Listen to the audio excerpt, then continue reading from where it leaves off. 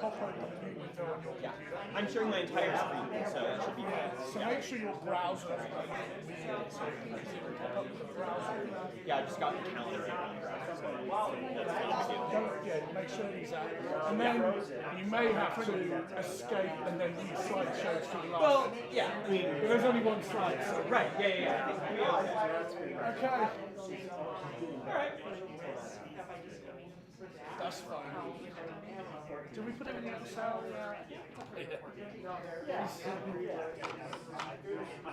Oh, look at these. I know, we've got new ones. Look at this. Look at that. They're cool, aren't they? Some of it's nostalgic, some of it's... That's a whole load of This is the box. This is the box that came in. More souvenirs for me.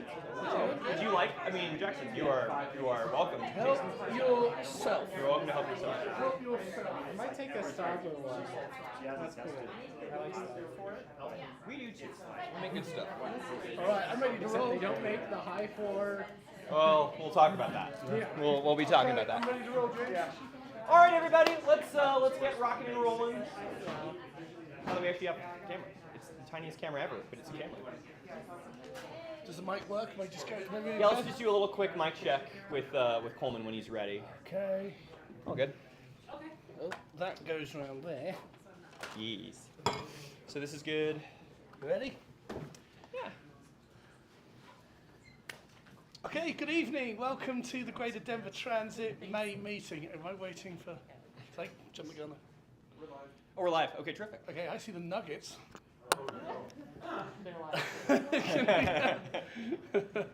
Okay, we see we're live. Good evening. Welcome to the Greater Denver Transit Meeting. We've got, as ever, a packed evening. I'm Richard Bamber. We have James Flatham. Give him a cheer. Joe Myers with us, Emma is with us, and June is as well your GDT team tonight. And we also have special guest Danny Katz, who will be talking about 15-minute bus service. Welcome, Danny. He's on the couch. And we'll start with, as ever, the news. And it's Joe. All right, we're get mic'd up. We are very close to the May 2025 service changes, if I can figure out which one of these is the mic, to the May 2025 service changes going into effect on May 25th. We've been kind of running previews on these for the last couple of meetings since they were announced, so we'll breeze through them.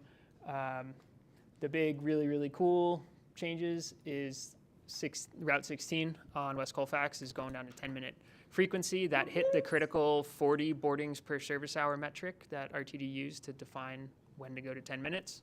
So it's good to see that plan is being stuck to, and we're getting better service. 73 is going from 30-minute service to 15. That's also huge. And then same for Route 153. And then my personal favorite, 19, which used to go right past Pecos Junction, and you could wave at it from the platform as it blew by you, is now actually going into the Pecos Junction station. Anyone with an astute eye on the schedules will notice that there might be some future public comment that might have to happen on there. Pecos Junction is a really easy spot to run a bus because both directions of trains on the G line are within 2 minutes of each other. And it appears that the way the schedule is set up right now, at least one of those, if not possibly both of them, are going to be missed and leave riders waiting another half hour. We'll see how that goes. Oh, I still haven't gotten through all of these. And then we have all the classic minor schedule adjustments, but now that the schedule's been published, if one of these is your route, you can go look, see what those adjustments are, see if you make your connections, miss your connections, if it makes your life more convenient. And, yeah, and let RTD know too.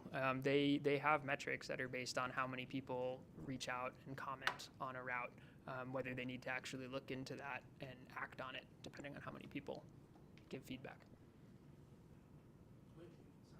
Based on that, where does it go to? Email is the best, so that they can compile it, or calls? Or? Yeah, if you have a good contact there, email will work well to any of the service planning group, I would assume. But just through the customer comment form, it'll get routed to the right person, and then every time that they have public questions,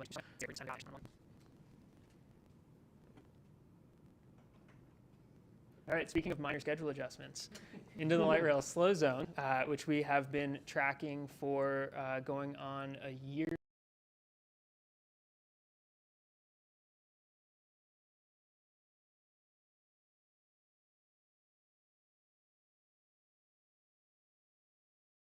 Now, I guess sometime in June we'll hit the year mark, won't we? I mean, big shout out to the maintenance crews. We've got no more slow zones on the D or the R line. So that's right back to running normal speeds. Everything has presumably been fixed, and we get to benefit from the new updated inspection intervals to keep them this way. We do still have some small slow zones on the E and the H line. The currently published schedule says that those should be fixed by the end of this month. Fingers crossed. We'll see what happens there. There's been some catenary wire issues on the E recently, so we'll get into some maybe new rounds of maintenance unrelated to this set of slow zones. We'll see how that shapes up, but just a heads up for any regular E-line and R-line commuters, I think it's down south that stuff's been going on. But with any luck, this schedule is held to. We get through the end of the month, and these final slow zones get removed, and we're right back to top speed. I think I might be next. Perfect. Okay, so here is our handy dandy graph. You almost don't even need to look at the numbers. Unfortunately, the story is still the same, right? Is that we had a little bit of bus growth, right? And what we do to make sure that we're being fair to RTD is that we're adjusting the months on a year-over-year basis to equalize the amount of work days, because we know that light rail especially benefits during the work week, more ridership, at least historically. So light rail is down double digits again. Right. Heavy rail is down too, and this continues to be a concern. This is being led by the A line being down year over year. So we've been looking at the data, and Joe, you might have a more succinct theory than I do, but transit is a network, right? When there's pieces of it that haven't been working for people, when you've been losing ridership on the light rail, given that we've had more than a year of unreliability, when you factor in some of the other projects on the light rail side that got finished, there were journeys presumably where people were connecting to the A, and they no longer are. So what we're worried about as advocates is that, based on how RTD has been executing its state of good repair program, obviously we're completely supportive of the need to make sure that these projects are getting done, right? That the tracks are safe. But the approach that we believe has been taken has really not insulated riders from these disruptions. And what we see here is potentially permanent demand destruction, which is what we'll be continuing to follow. With all urgency, right, is that, we see rail is not everything, but rail is the spine of RTD's network, right? Rail carries about, I think, a third of the journeys, right, on the entire RTD network, even though it accounts for, I think, maybe a sixth or 16th of the actual lines. So, I mean, this continues to be something that is going to be a challenge for us as we're going to be trying to get back to a growth mindset. We need to get the ridership back to the rail ridership back to a growth mindset. So operator shortage, the story is very similar over last month. We continue to see improvement, not a whole lot of changes on a month-over-month basis, but we continue to be really thrilled to see that RTD has definitely made progress on the bus vacancy front. Light rail vacancies, we're still seeing kind of some stagnation there, some attrition. And this was kind of the key stat, right, is that if you look at the data for all of fiscal 2024, right, for every 5 bus operators RTD hired, they lost 3. For every 5 light rail operators they hired, they lost 4, right? So retention continues to be a huge focus for us to keep an eye on, because clearly hiring has been outperforming, but we need the retention figure to improve as well. Yeah, go ahead.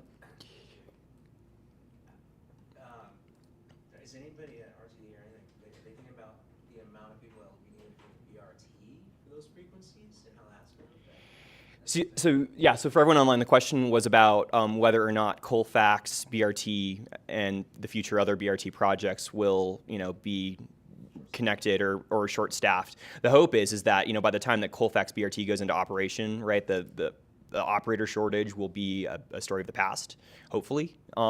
We do expect that RT will be the operator, right, for the BRT projects. So it will be important that, all the advocacy around retention, that's, all of that will be really important for BRT, for sure. So I think this next one is me as well. Okay, yeah, so just a reminder, everybody, the community survey is out. We talked about this last month. Please take it. This is something that is really important for us to be able to give feedback that the board and management will be taking a look at. So if you haven't done so, please definitely take the survey. Another one of mine. So this was a really, really fun, here, I'll go back just so you guys can see the photo. There's June over there and Richard here. We got invited to an unveiling event for a contract that was signed between the Union Pacific Railroad and the state of Colorado. This extended the lease. So right now, even though the Union Pacific Railroad owns the line that goes between Denver and Grand Junction, the state of Colorado actually owns the Moffett Tunnel. So a really crucial piece of leverage as part of this agreement, because the Union Pacific's lease that lasted 100 years was coming to a close. So it was really important for the continued expansion of intercity passenger rail that they came to an agreement. They inked an agreement. We got 3 additional passenger trains through the Moffett Tunnel, so this is on top of the existing California Zephyr that you can take to California or Chicago. This is on top of the Winter Park Express as well. So there will potentially be, right, five public operators, 5 public train movements through the Moffett Tunnel when you add 3 on top of the 2 that already exist.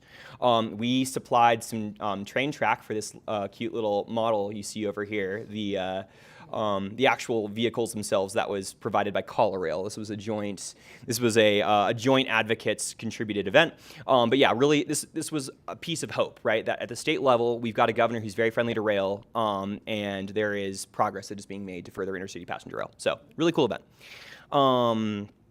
So Front Range Passenger Rail Open House. So the Front Range Passenger Rail District has released kind of a virtual, personally proctored, kind of virtual tool where you can kind of see some of the critical pieces of the service development plan. Has not been published yet on the whole, but we're getting pieces that are really important, like the alternatives analysis, where we're finding out they're looking at options for what they could build. They could build up to 6 trains a day, 10 trains a day, 12 trains a day round trips, and we've been looking really carefully, and Richard especially has been looking very carefully about kind of what types of journeys are going to be possible under the assumptions, right?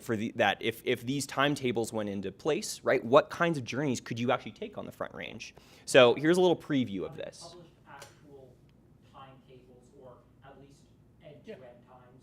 No, actual schedules. Okay. Yeah. Yeah. Before that, it was just 79 miles an hour or 90 miles an hour, which doesn't actually tell you anything. No. What are those schedules? No, these are real schedules. So it looks like, from what we can see, most of them are actually through trains. Although we've also heard from some of the folks when we were talking to at the governor's event that there may be a couple that will be just Denver to Fort Collins or Denver to Pueblo.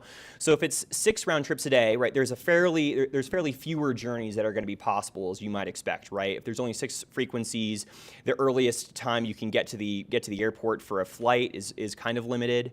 Your downtown options if you're going to be taking a trip into Denver, or vice versa if you're going to go up to Fort Collins. However, you can see how much more really becomes possible when we get to a double-digit train service. So this is something that we're going to be expanding on, and if their group has kind of feedback on how we can articulate this, if there's types of journeys that you're interested in us analyzing about how possible they are, because really I think there's really kind of 3 groupings that we can plug all these into, right? There's business, if you've got a job you're commuting for, if you've got an appointment, medical appointment of some kind, then there's the leisure, right? And then lastly, there's kind of the most complex and time-sensitive pieces around a transfer to the airport. So we're going to be looking into this very carefully. But right now, Richard, my understanding is, my preliminary view, because we've talked about an example of Taylor Swift, right? Taylor Swift came to town last summer, and there was a big set of concerts. They got out at 2 in the morning. My understanding is from the schedule, there's no scenario that they have studied yet that could get people home from a Taylor Swift concert. No. No. Not if you wait till 6:30. So the consultant hasn't even studied a way to get people home from a Taylor Swift concert, which is unfortunate. In fairness, if you're trying to temporarily separate this from freight, the freight would be running at night. So if you can extend it later, but the later you extend it, the harder it becomes. So there's actually a little bit of nuance on that in terms of freight movements, is that not the assumption isn't that all the freight runs at night, So the feedback that we've gotten is that modern, like new agreements that are being negotiated, freight railroads are usually not necessarily just agreeing to running trains at night or doing state of good repair at night. There is still operating windows during the day that they're going to need. So that is going to be a component, though, in terms of, yes, the freight operations are going to need to be maintained because both segments, north and south, are owned by Class 1s, as you said. So June is going to cover the legislative updates. Yes, I was just reading through those just to make sure I was up to date on them. Good. Hi, everyone. My name is June. You know me. Bill, I'm going to, Joe, can I take your chair? Great. So, legislation. We love it. Fewer things happened this year than last year, but last year was like a massive banner year for transit funding, which incredible. That stuff will be kicking in this year, which is very exciting. So our 5 bills that we passed that GDT did endorse, let's go and move on to the first one. Should be House Bill 1007. Do you have the clicker? Oh, I do have the clicker. I've done this before, I promise. So House Bill 1007 originally was a much broader paratransit services bill, and we did endorse it. It passed Senate. Also, every single bill we endorsed did in fact become law, which very cool. They're signed, aren't they now? Most of them are. I think they're all signed. Yeah. So first, this paratransit services bill, basically what this does now is it just requires that transit agencies and fire districts, right, make a plan for emergency evacuation services for folks who use paratransit, right? This is a problem that we also actually saw in LA during the fires, was that certain disabled folks who were reliant on transit were just left behind, and so they died. So this bill is about ensuring that public transit agencies and fire districts and just emergency service providers make a plan for evacuations before an emergency happens, so that when there's an emergent natural disaster or other emergency, we make sure that those folks who are reliant on paratransit services can use those paratransit services to evacuate. So, good bill. They did in fact vote yes. This goes into effect January of next year. So, next up, Senate Bill 30, Transportation Mode Choice. This bill got pretty significantly changed from what it was introduced as, but what it does now is it essentially requires CDOT and local governments within metropolitan planning organizations like DRCOG to create an inventory of multimodal projects, transit, bike, pedestrian projects that's along either state highways or regionally significant roadways where it is reasonably foreseeable that demand exists that is unmet by the current infrastructure.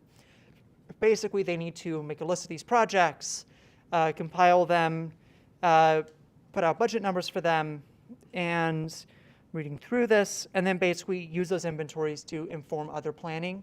In addition, I believe they also have to budget out the roadway improvements, potential roadway improvements as well. So we can basically have a one-to-one cost comparison between, say, for example, widening a roadway for road capacity versus bike ped transit projects on that same roadway. So this should make it easier whenever we're dealing with any kind of highway expansion or any kind of roadway project. We'll be able to look at, so there's this missing bike connection, this missing transit connection, these missing sidewalks there, that would cost this much, and we're spending it on this instead of that. So it should just make that advocacy easier and just increase coordination between CDOT and local governments and MPOs about transportation planning, which will be very helpful.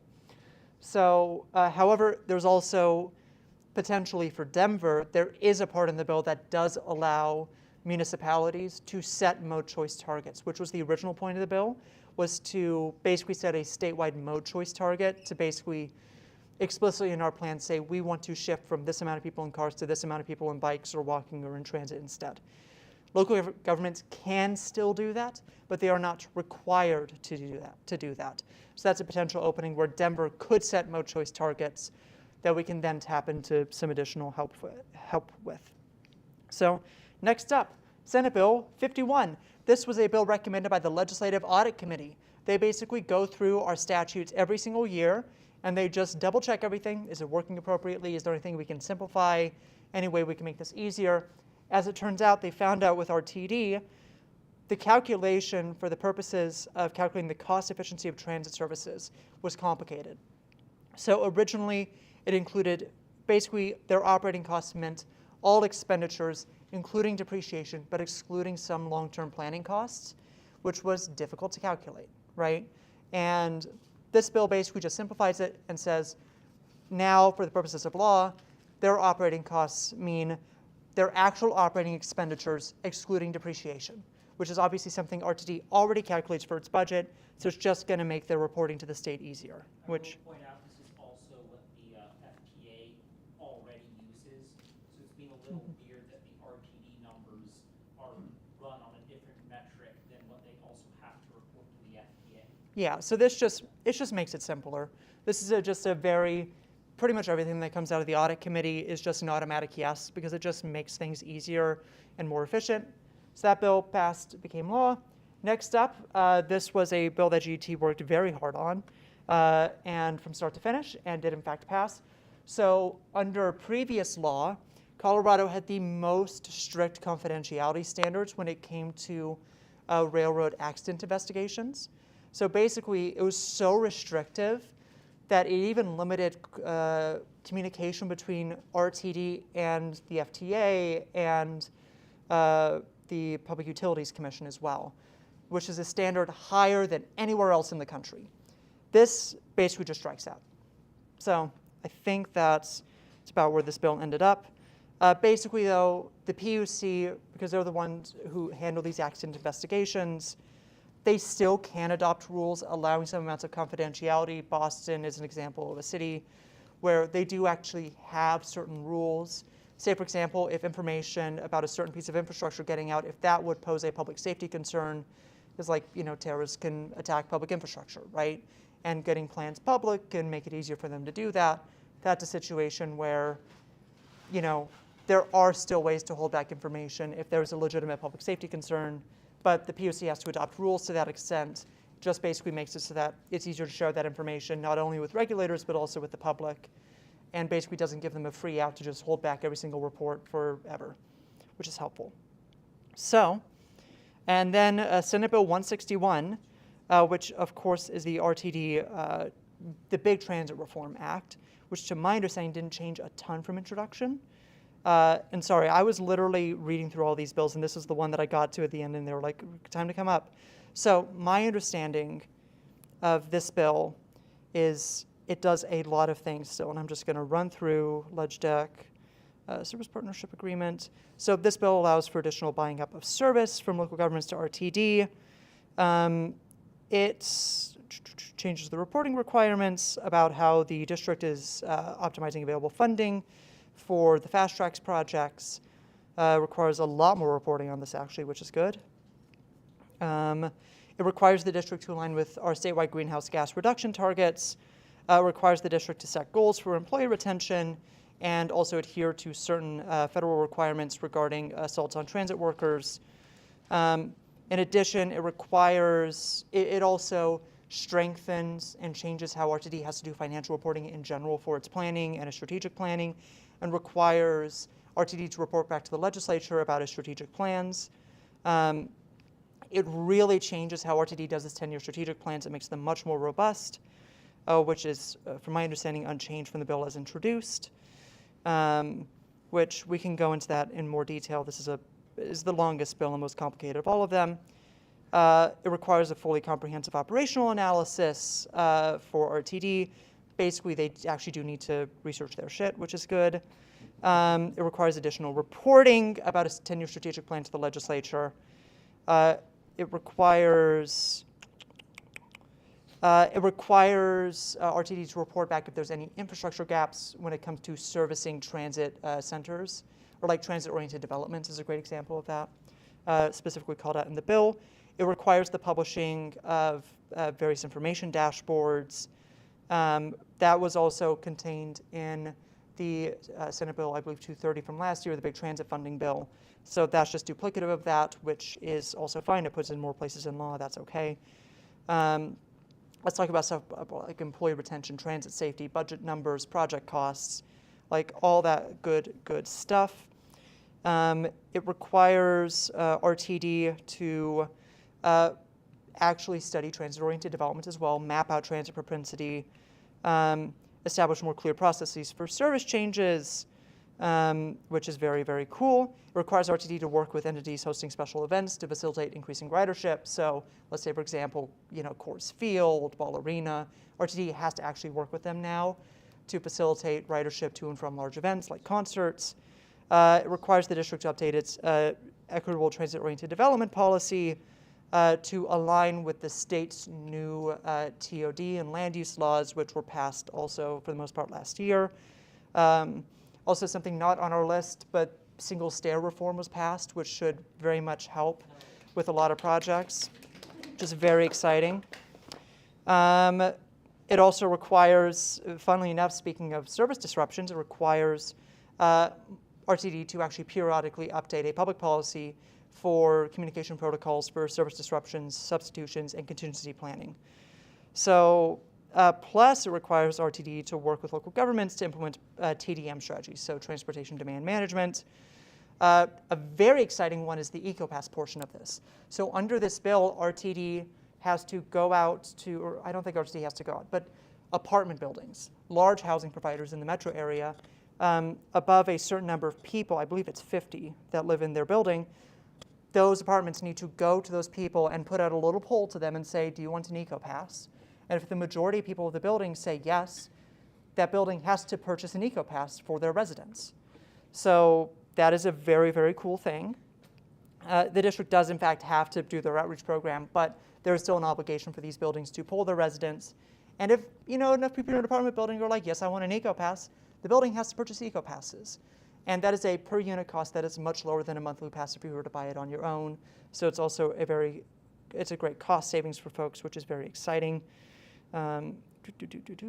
Sorry, I'm literally reading through this bill.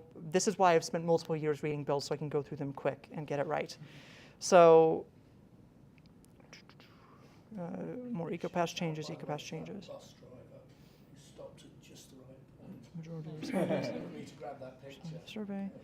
Yeah, that's just going through all that. So, yes, that is, we're getting towards the end of the bill where that is.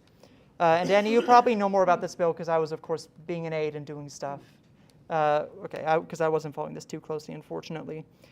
In addition, there is required, so CDOT under this bill also has to publish additional guidance regarding the creation of regional transportation authorities, which are a governmental structure to essentially allow local areas, past just a single municipality, like an area, to fund transit.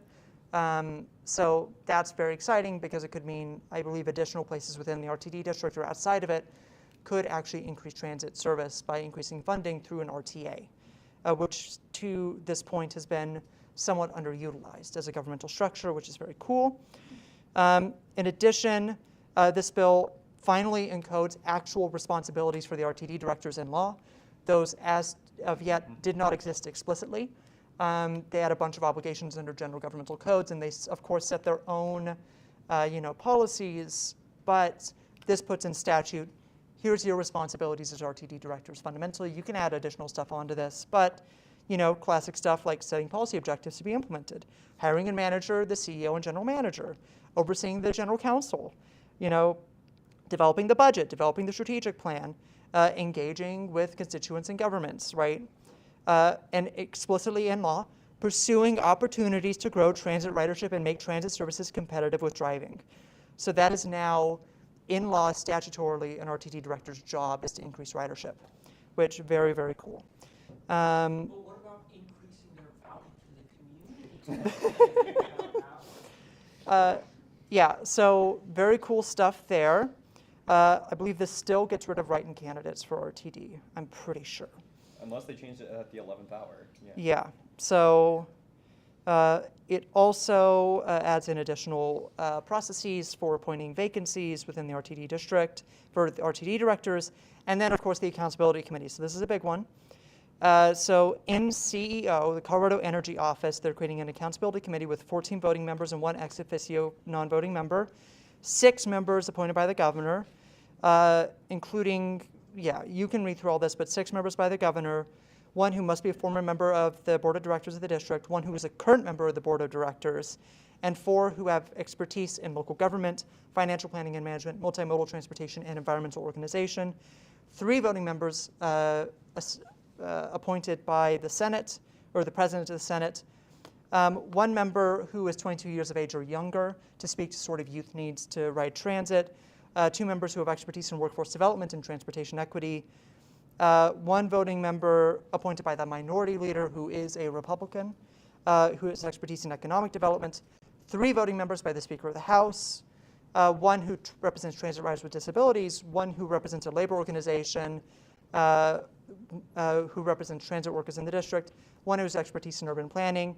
And finally, and then the minority leader of the House also gets to appoint 1 voting member who has expertise in safety for the public and transit workers. And then 1 ex officio non-voting member who is a current member of the board of directors of the district appointed by the board of directors of the district. So that committee will then, evaluation recommendations. They need to evaluate, make recommendations on the governance structure of RTD and the executive leadership, compensation of the board of directors and the executive leadership, paratransit services within the district, ensuring that transit services can be expanded while providing good paying jobs, and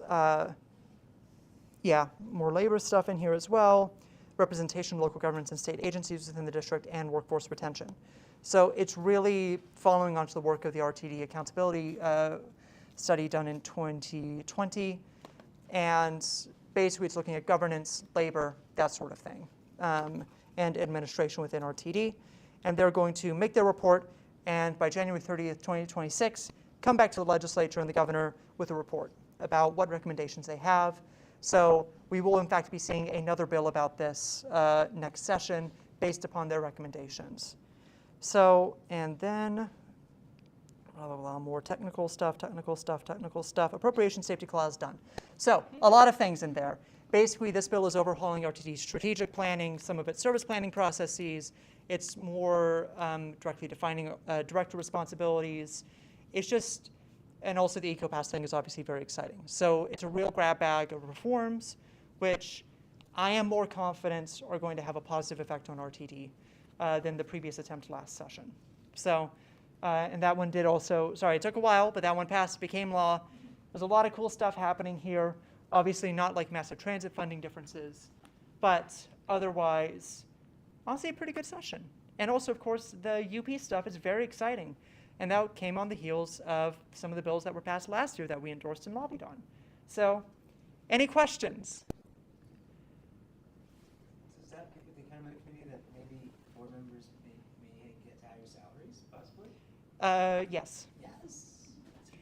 However, I will say we have also, at the very least, GDT has been yelling at the legislators every single year we've engaged on this stuff. Just have board pay be higher now. Like, we don't need to wait for the recommendations of a study. However, the problem here is political leverage, right? If they just add that pay now, there's less reason for a lot of the board directors to participate. So, which is, I think, kind of crappy because, but like as long as they get higher pay ahead of the next election, I'm mostly fine because it's really that electoral competitiveness that I really look for with higher pay for board directors. But they are explicitly looking at compensation in this study with the aims to increase it. I don't see why they decrease it. So just a quick round of applause for Keith, for Richard, for June, for Emma, for these several leads were not me. We're going and lobbying and talking with folks and contributing and furthering this conversation. So thank you to all of you. To be very clear, I did not lobby on any of these bills this year because I was working as a legislative aide. Yes. And you are banned from lobbying, and I would lose my job, and I'm not going to do that. But I can still keep an eye on things and tell people what's what. I was still there. Yes. So there we go. No more questions? Great. Oh, sorry, that way. Thank you for taking let me take my time. Bye. Thanks, June. Okay, Colfax BRT construction update.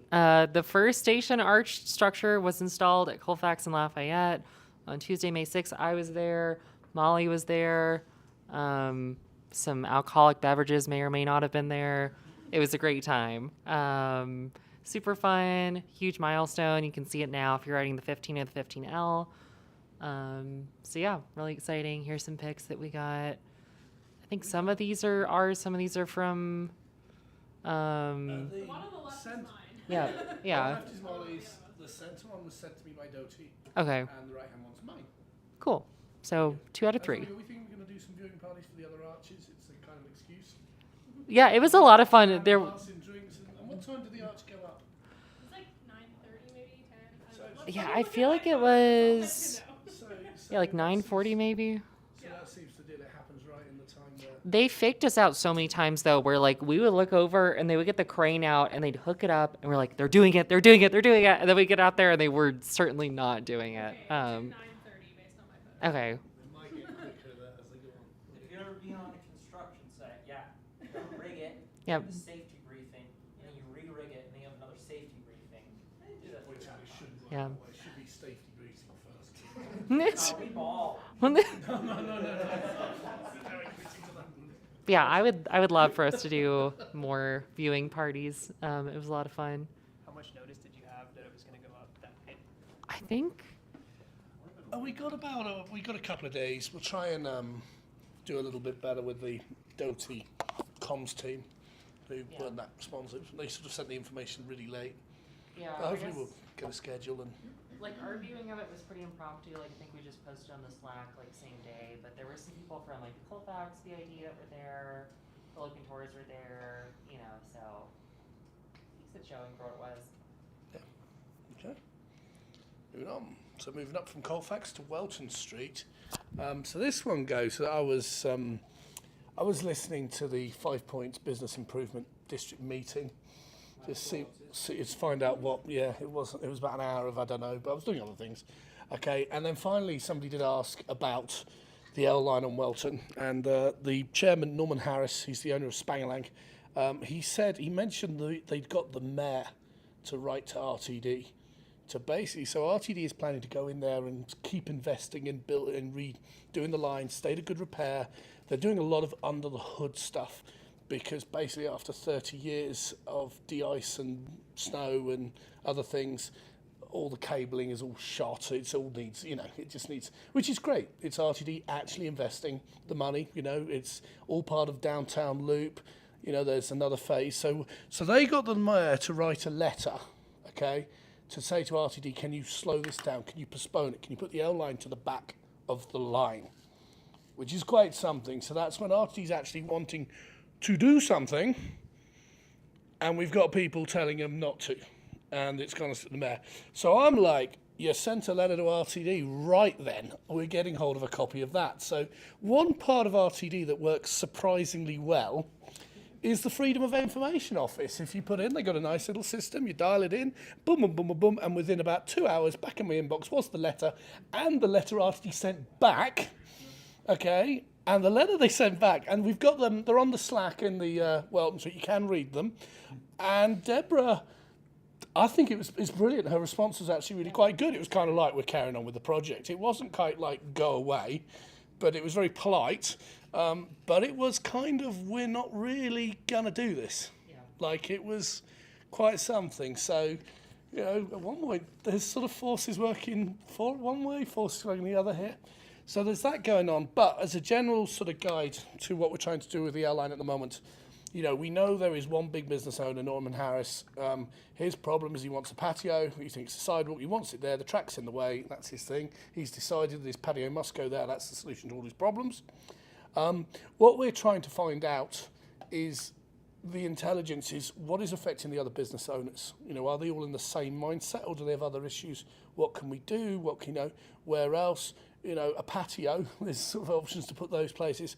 So at the moment, it's really, we're looking for, it's intelligence, okay? It's go out, have conversations with people, give me contacts. If you know a bartender, if you know someone who works in one of the businesses, if you frequent one of them, okay, find out, who are they, what is their thing, get to know them, and we really want to listen first, and then that all feeds back, okay?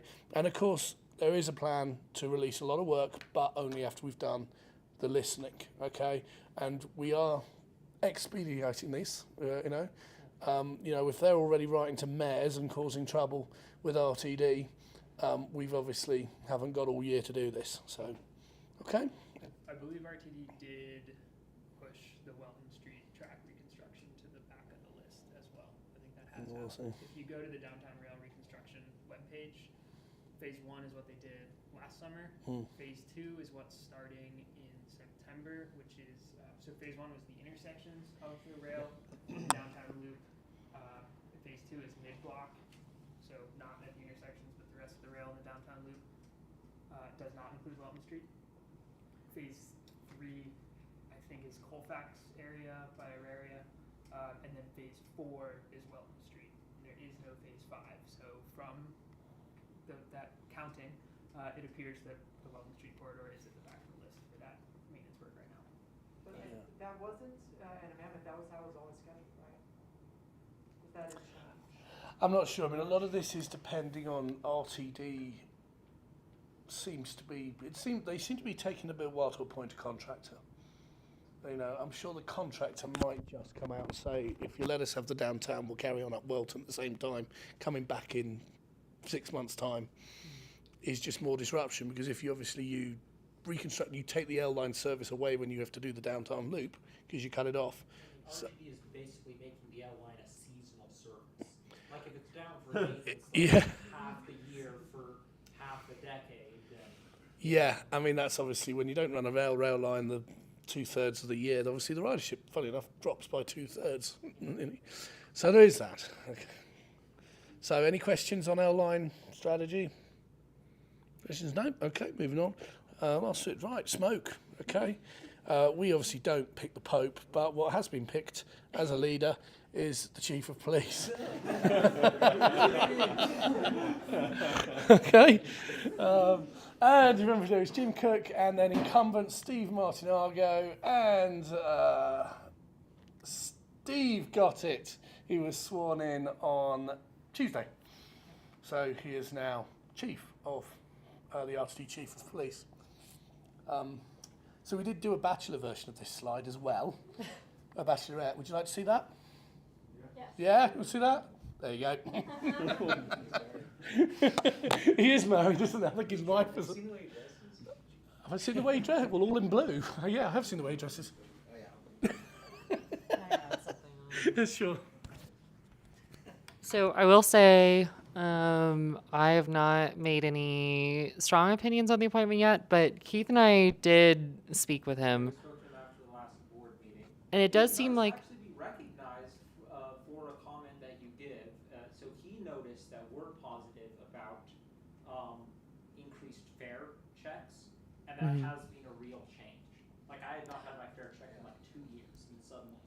yeah. So suddenly, like I've personally experienced and heard from other people like lots of fare checking on the light rail, and he spoke with Keith and I and basically said that that was intentional and that he had directed some of that positive change. So I think credit where credit's due. I'm gonna be sort of like cautiously optimistic that we'll get some more positive changes, but we'll see how this happens. I don't want to like jump the gun. Just a quick show of hands, just for anyone who's ridden the light rail in the last 2 weeks, how many of you have had a fare check on the light rail? Okay. Yeah. Yeah. Yeah, we would never get numbers like that before. Like that's crazy. Like people will be like, I've had my fare checked once in a decade, you know. So that's really good actually. Good. Yeah. I know him. I've known him for a while, and I know the Fitzgerald thing. Who knows how all he's connected with that, but he does. I think he does have good intentions for a police officer. So yeah, I think it was a good opportunity to try to back. And he's a proponent of community policing. He talks about it. He talks about mental health. People. He spearheaded mental health. We have one, right? In Jeffco. Alton Reynolds, I think. But he's talking like that, so I think he'd be a great ally to have. We can back him up, and he can back us up. Well, we're going to invite him to come speak. So Totally. there'll be more Sure. conversation. Yeah, that would be good. He's open to that. Yeah. Don't be totally. surprised if he's not sitting here within a few months. I think he's. Police speed record. That would be impressive. Yeah. All of his security officers say good things about him. Like, you don't hear that. They say bad things about the rest of Could be a good turning point. Putting him on the spot, I think that concludes the news. So we're rolling on to events, and I'm going to put him on the spot because apparently his face is in the bottom right. Keith, talk about the board meetings, please. Last Tuesday of get the that. month. Cat. No. Absolutely not. Last Tuesday of every month, there is a fun gathering of some chill people in a basement on Blake Street where they discuss cool things. You should come. I say this every meeting. It can be fun. And every now and then, you really can be heard. So last meeting, I talked about underutilization of buses that are running empty and because they're going the opposite way of they're deadheading back to the start of their route. Just let people on the bus, let me in. But if you have like a little gripe where like there's something like weird that RTD could just like fix like right now that won't cost $1 million, they just need to do it. They love that stuff. Just bring it in. If there's like some stop somewhere in the system that just needs to be fixed up and or simple things like that, let them know. Yeah, we have a good laugh, get glared at a lot, get some tuts and some no, but it's Paolo fun. can tell you about the glares. Oh yeah, they're staring daggers into you, but we ball. Yeah. If anyone's self-conscious about getting up there and giving their public comment, and that's what's holding you back from saying something you're passionate about, use the rest of this group as a sounding board. Use us to edit what you want to say. Use us to practice. We want everybody to be I able to go and promise say the you, things that they care about. there's such a good chance there's going to be some weird libertarian that's going to be way more awkward than you. That's going to be talking about something with Tabor or something crazy. You will not be the most awkward person there, I promise. You got this. And I want to emphasize too, obviously showing up in person and verbally giving public comment is the best way to do it. But if that's just a no for you, please feel free to just submit it in writing. That is much better than just being like, I can't do this public speech, so I'm just going to sit out entirely. Totally just send them an email at least. And if you send one, then on your next one you get to say, as per my last email. And It's very threatening. You're also allowed props, by the way. So Also, yeah, as Joe said, I will also offer myself as a resource. I've given a lot of testimony and I've spoken to a lot of public bodies, and it can be really nerve-wracking at first. Yeah.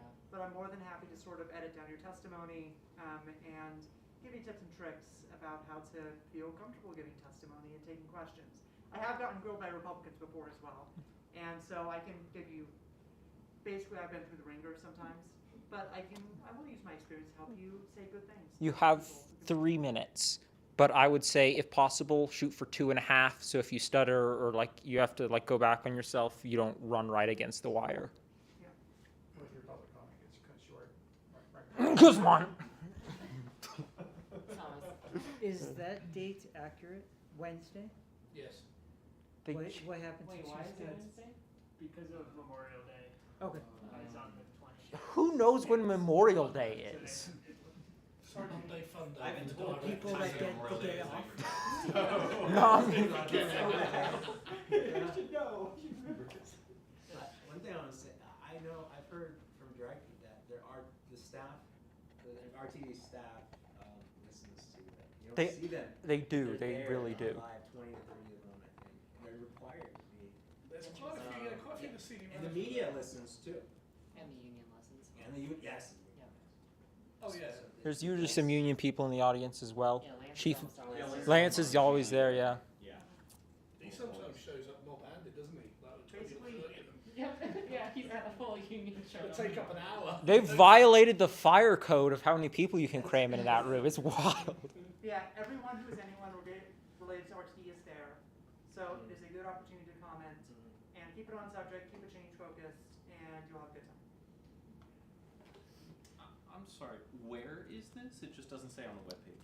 This is Blake Street. So This is at RTD, just look up RTD You can do it headquarters. online, you can call in on the phone, and it's just the same. Your name shows up right, big web Sure, page. sure. It's a bit convoluted to get to the page that has all the meeting information, Yes. but if you search RTD, Our Yeah. website. That's why we have our website. agendas, Yeah, if you our go to website is the easier. GDT website. Search the board of directors and just go on the GDT website. But it's at like 17th and Blake. You can't miss it. Yeah. There's a big sign that says RTD headquarters. Oh, thank you. Yeah. Leave your pot outside because they might check your bag. But the staff's very friendly. They'll point you right to where you go. Okay, moving on. We're recruiting more yappers for you, Chris. All right, I think that was the best pitch we've ever had for giving public comment. So thanks, Keith. Monthly meetings, you're at one. Come to more. 6 p.m. third Thursday of the month. Easy to program into your calendar. Please do that. We're gonna get drinks at Terminal Bar after. Super easy. We just walk down Union Station. And our next meeting is gonna be 6 p.m. Thursday, June 19th. This question isn't going to buy Keith a new tie. Yeah. All right. Look, There. it's trademark. I'm going to get a new one. What colour do you reckon I should get him? A slightly different shade of Orange? purple. Yeah, perfect. Something besides I've got fuchsia. Danny. Yeah, my question was that is the Juneteenth federal holiday, so is it still planning to do that? That's a good point. We will give updates if that changes, but that's a good point. That is Juneteenth. Yeah. It's a Thursday. Yeah. We'll figure that out. For the moment, that is the date to keep it predictable, but if it changes, we will update on Slack and our email newsletter and the website, so you will know. Cool, more meetings. So FRPR, this is a virtual one, 9 a.m. Friday, May 23rd is going to be the next one. Those are great. They really listen, similar, like even more so, I would say, than the RTD board meetings. Like they really listen. If you have something to say, I would definitely recommend that. The Inc. Transportation Committee meeting, that's definitely something to attend. And Denver City Council, these are genuinely a lot of fun. I've said this before, but like, you will be entertained at a Denver City Council meeting, I promise you. So it is well worth your time. A little bit of both, yeah. Trains, yeah, you can see some of us GDTers here. Cody had the brilliant idea to take the G line from Union Station all the way out to Ward Station at the end of the line, and then we biked out to the Colorado Rail Museum. And shout out to Keith, he is a great tour guide. Yes, I just Yeah, very yapped and knowledgeable. They kept listening. I thought they were going to bludgeon me to death by the end of it, but no, they were pretty nice. yeah, it's a lot of fun, a lot of old trains, and we had drinks after. Cool. Other events, we did another transit-oriented board games. This one was at Hooked on Colfax, which has been supportive of BRT. Really cool location. Yeah, you can see Ticket to Ride there with James and Jack and some other people. I think Jack won the round that time. I always win. My memory- Nice. Good on you. Walked in. Yep. Yeah, so we try to encourage, like, for these transit-oriented board games, but definitely not exclusively. Like, we played, like, the Denver version of Monopoly, which was a lot of fun, and Azul and some other games, too. Yeah, and What's on the railroads? I don't know. I didn't play Ticket to Ride. Who didn't bought all have the railroad, railroads? They had Frontier Airlines. Oh, you mean on? So I was saying they should redo the Denver Monopoly, but they should have the 4 railroads be the 4 heavy rail lines because it's like the perfect numbers. You could do the A, the B, the G, and the N. So if you make board games, contact me. I'd like to work with you. Slip half the price. All right, back by popular demand. Transit-oriented hikes. The weather's getting nice for it. This one's been cooking for a minute. We didn't get a chance to do it last year. So we're going to start off with this one. It's going to be Sunday, May 25th. So near the end of the month, we're going to meet at the Union Station Light Rail Terminal. And we're going to take the 9:24 a.m. W line all the way down to Jeffco Government Center. So that's end of the line. And then we are going to arrange a flex ride out to Apex Park. So if you've never done flex ride before, this is a great opportunity for it. After that, we're going to walk back, so we're not taking flex ride both ways because timing that seems horrendous, to be honest. So we will hop back on the W line and get food and drinks at Brooklands near Decatur Federal. So I think this will be a ton of fun. There is a bit of a chance of rain from what I was seeing, but I think it's like later in the day, so I think we should be fine. Otherwise, it should be a gorgeous day. So, yeah, definitely show up for this. And then Richard. So we have another transit tour going on. This one, next one, we're going to do them on the first Thursday of the month. And this one, I'm thinking we're going to use. Does anyone ride the 32? No, Ben's not here. Sorry? Been a long time. I've never. Does anyone know where the 32 goes? I mean, it's clear in the title.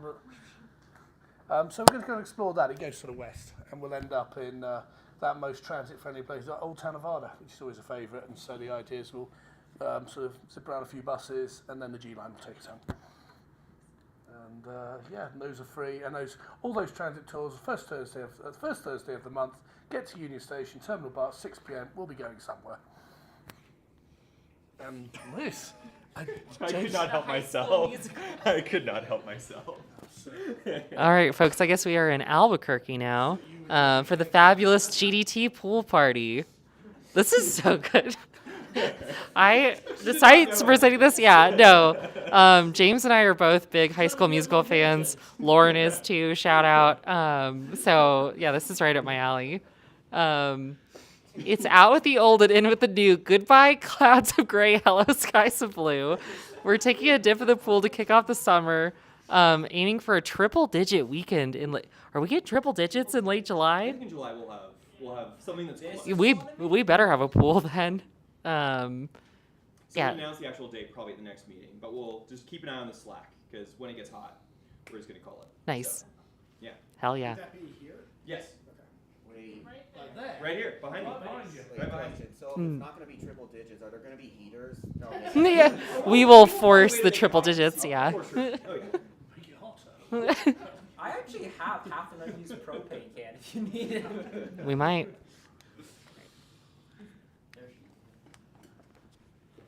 All right. Speaking of potential changes coming to the L line at some indeterminate time in the future, let's use it while we're guaranteed to have it, and let's show the businesses along Welton that people ride the L sometimes.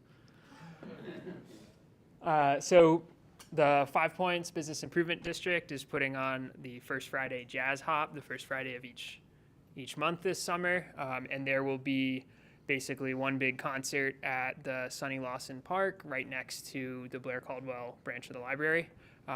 That starts at 5:30, but alongside that, there's venues all along Welton that will be hosting other bands.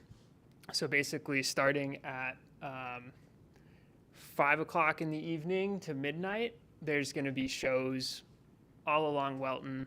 The first band starts playing at Paradise at 5. That's accessible from the 20th and Welton stop on the L. And then there's, I think, the Marigold, Spangalang, Welton Room, Teely's. I'm definitely missing someone. 715 are all doing shows. So it's going to be a great time. It's June 6th, the first Friday of June, and I would definitely recommend that if anyone's interested, take the L if you can. Tell people that you did. Take the train. I'm going to order you now to take the train. Yes, Okay? please. But- Just get off whatever you did get there, a couple of blocks, and take the train 1 block. All right? Okay. And we need the pictures. Okay. And Yeah. we need to flood their social media with we took the L line. It's like that All right. 45-foot railroad in Canada to avoid tariffs on imported seafood if it's shipped by rail. Yes. So they take it off the boat, they put it on the train, they move it, and they put it back on. Yes. Whatever we can see. Isn't that So- like 200 feet long to evade the Jones Act? Yeah. Yeah, Because okay. now it's rail train. Stupidest law ever. It's going to be a great time. If you can hang and you're there till midnight, unfortunately, you cannot take the L back home because the last one on a Friday evening is 9:45, leaving 30th and Downing. Because apparently, you know, Welton Street doesn't need late night service for some Yeah, reason. so then you can go home on the 43 or the 38, Yeah. but at least get there on the L. Yeah, Richard gets a 1-seat ride. Yeah, 43. But yeah, so just for members, returning folks, yeah, so guests, and if this is your first time, please ignore this completely. But yeah, if you enjoyed some pizza tonight, we try to at least pay for half the cost of providing the pizza. So yeah, if you, basically $3 a slice, don't ever think it. But yeah, please, I hope you enjoyed it, and we are going to try to get vegan pizza next month. The stupid code is going to work. So, if everyone's skinned who needs to, we can keep things rolling because I know we are a little bit past time, right? Okay, so ridership growth plan. So this is part of a bigger initiative where we've got several teams who are putting together visionary materials that's intended to try to introduce a vision for RTD where with realistic funding sources in the next couple of years, we are trying to put forward a roadmap that's actually going to increase ridership given RTD's current footprint and what we can get to really kind of within like a 5 to 10 year timeline. So bus expansion plan is coming along. We've published the first 2 items on the website today. We've published our updated downtown bus plan and kind of the bus bay reconfiguration. This is trying to save us just about a minute of runtime for those of you who are used to riding the 0 or the 15 where you get to round the horseshoe and get a free tour of the bus concourse every time you ride. We've got a rail expansion plan. This is still in the works. If you are passionate about this, we've got a few people who raised their hands at the last meeting. Definitely give us a shout. Information overhaul. This has mainly been work, I think, Richard, that you've been leading, just as far as how we can make RTD as a system easier for folks to understand. So the first piece of this, for those of you who are newer to GDT, you may not be aware, basically, we wanted to kind of start with a thought experiment of assuming that money doesn't fall from the sky and operators do not fall from the sky, right? We've got a lot of buses that go into and out of downtown. So what we've tried to do is we've tried to look at best practices from other cities and other countries for how we can make the buses that move through downtown in a swifter, easier way, a safer way, and over a route configuration that people can understand and memorize. There's less zigging and zagging. And for those of you who are familiar with the current RTD map, you know how difficult that is, even for transit veterans. So this involves a couple of different things like block-long bus stops. This involves creating trunks of these kind of common shared zones where you have buses that are all moving in the same direction, operating in a very coherent, easy to understand pattern. And this is kind of the first phase of an imagination for how we can really inspire and push forward a transit culture, right? Where people are confident using the bus, confident making a transfer, right? All the things we can do to at least make downtown kind of patient zero for this in terms of a place where we actually have the buses already going. In addition to that, the bus bay reconfiguration, kind of like I was saying, for those of you who actually like ride almost any of the local buses at Union Station, for whatever reason, they board you on this side, so everyone gets to enjoy a free horseshoe around the underground bus concourse and a free about minute run time frequently, just chopping that out and making this more efficient, because given the amount of increased services that we're proposing to send to DUS, we need to open up capacity for that. So a huge amount of that was connected to this proposal. I'm going to connect Joe next, who is leading the team that's basically recreating the system optimization plan. So this is a little bit longer term than the other items here. I'll just breeze through it quick given the time that we have. But functionally, there's a group of us that's constantly expanding, and please reach out if you're interested. And we're looking at a more comprehensive redesign of RTD's bus network around the Denver area. We're trying to do this in a very data-driven way, backed by numbers, so it's not just crayoning on a map. And we really want to be able to stick to a methodology that we can defend in front of anybody at RTD when we go and say we want to change this route or this group of routes. Here's the methodology, here's the numbers, and we want to make it bulletproof. So we're still in the stage of gathering all of the data that we think we'll need. We've been playing with some route geometry changes and new routes, and every time we get into a route modification or adding a new route, we learn something new, and we go, oh crap, we need to go apply that lesson learned to every other route that we thought we were going to change to and see how it stacks up. So there's still a lot of work ahead of us here, but we're slowly getting to the point where we have a very coherent methodology that we can stand by and use to back up the changes that we want to make. The big things we want to look at here are how do we make these buses more useful as a network? How do we make the network more efficient using the resources that RTD has already committed to in the SOP so that we're not asking for anything new?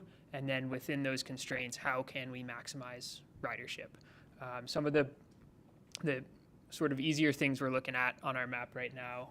In the background here, you can see blocks color-coded by population density. This is from the 2023 American Community Survey, so it's the most recent kind of whole metro area data that we have.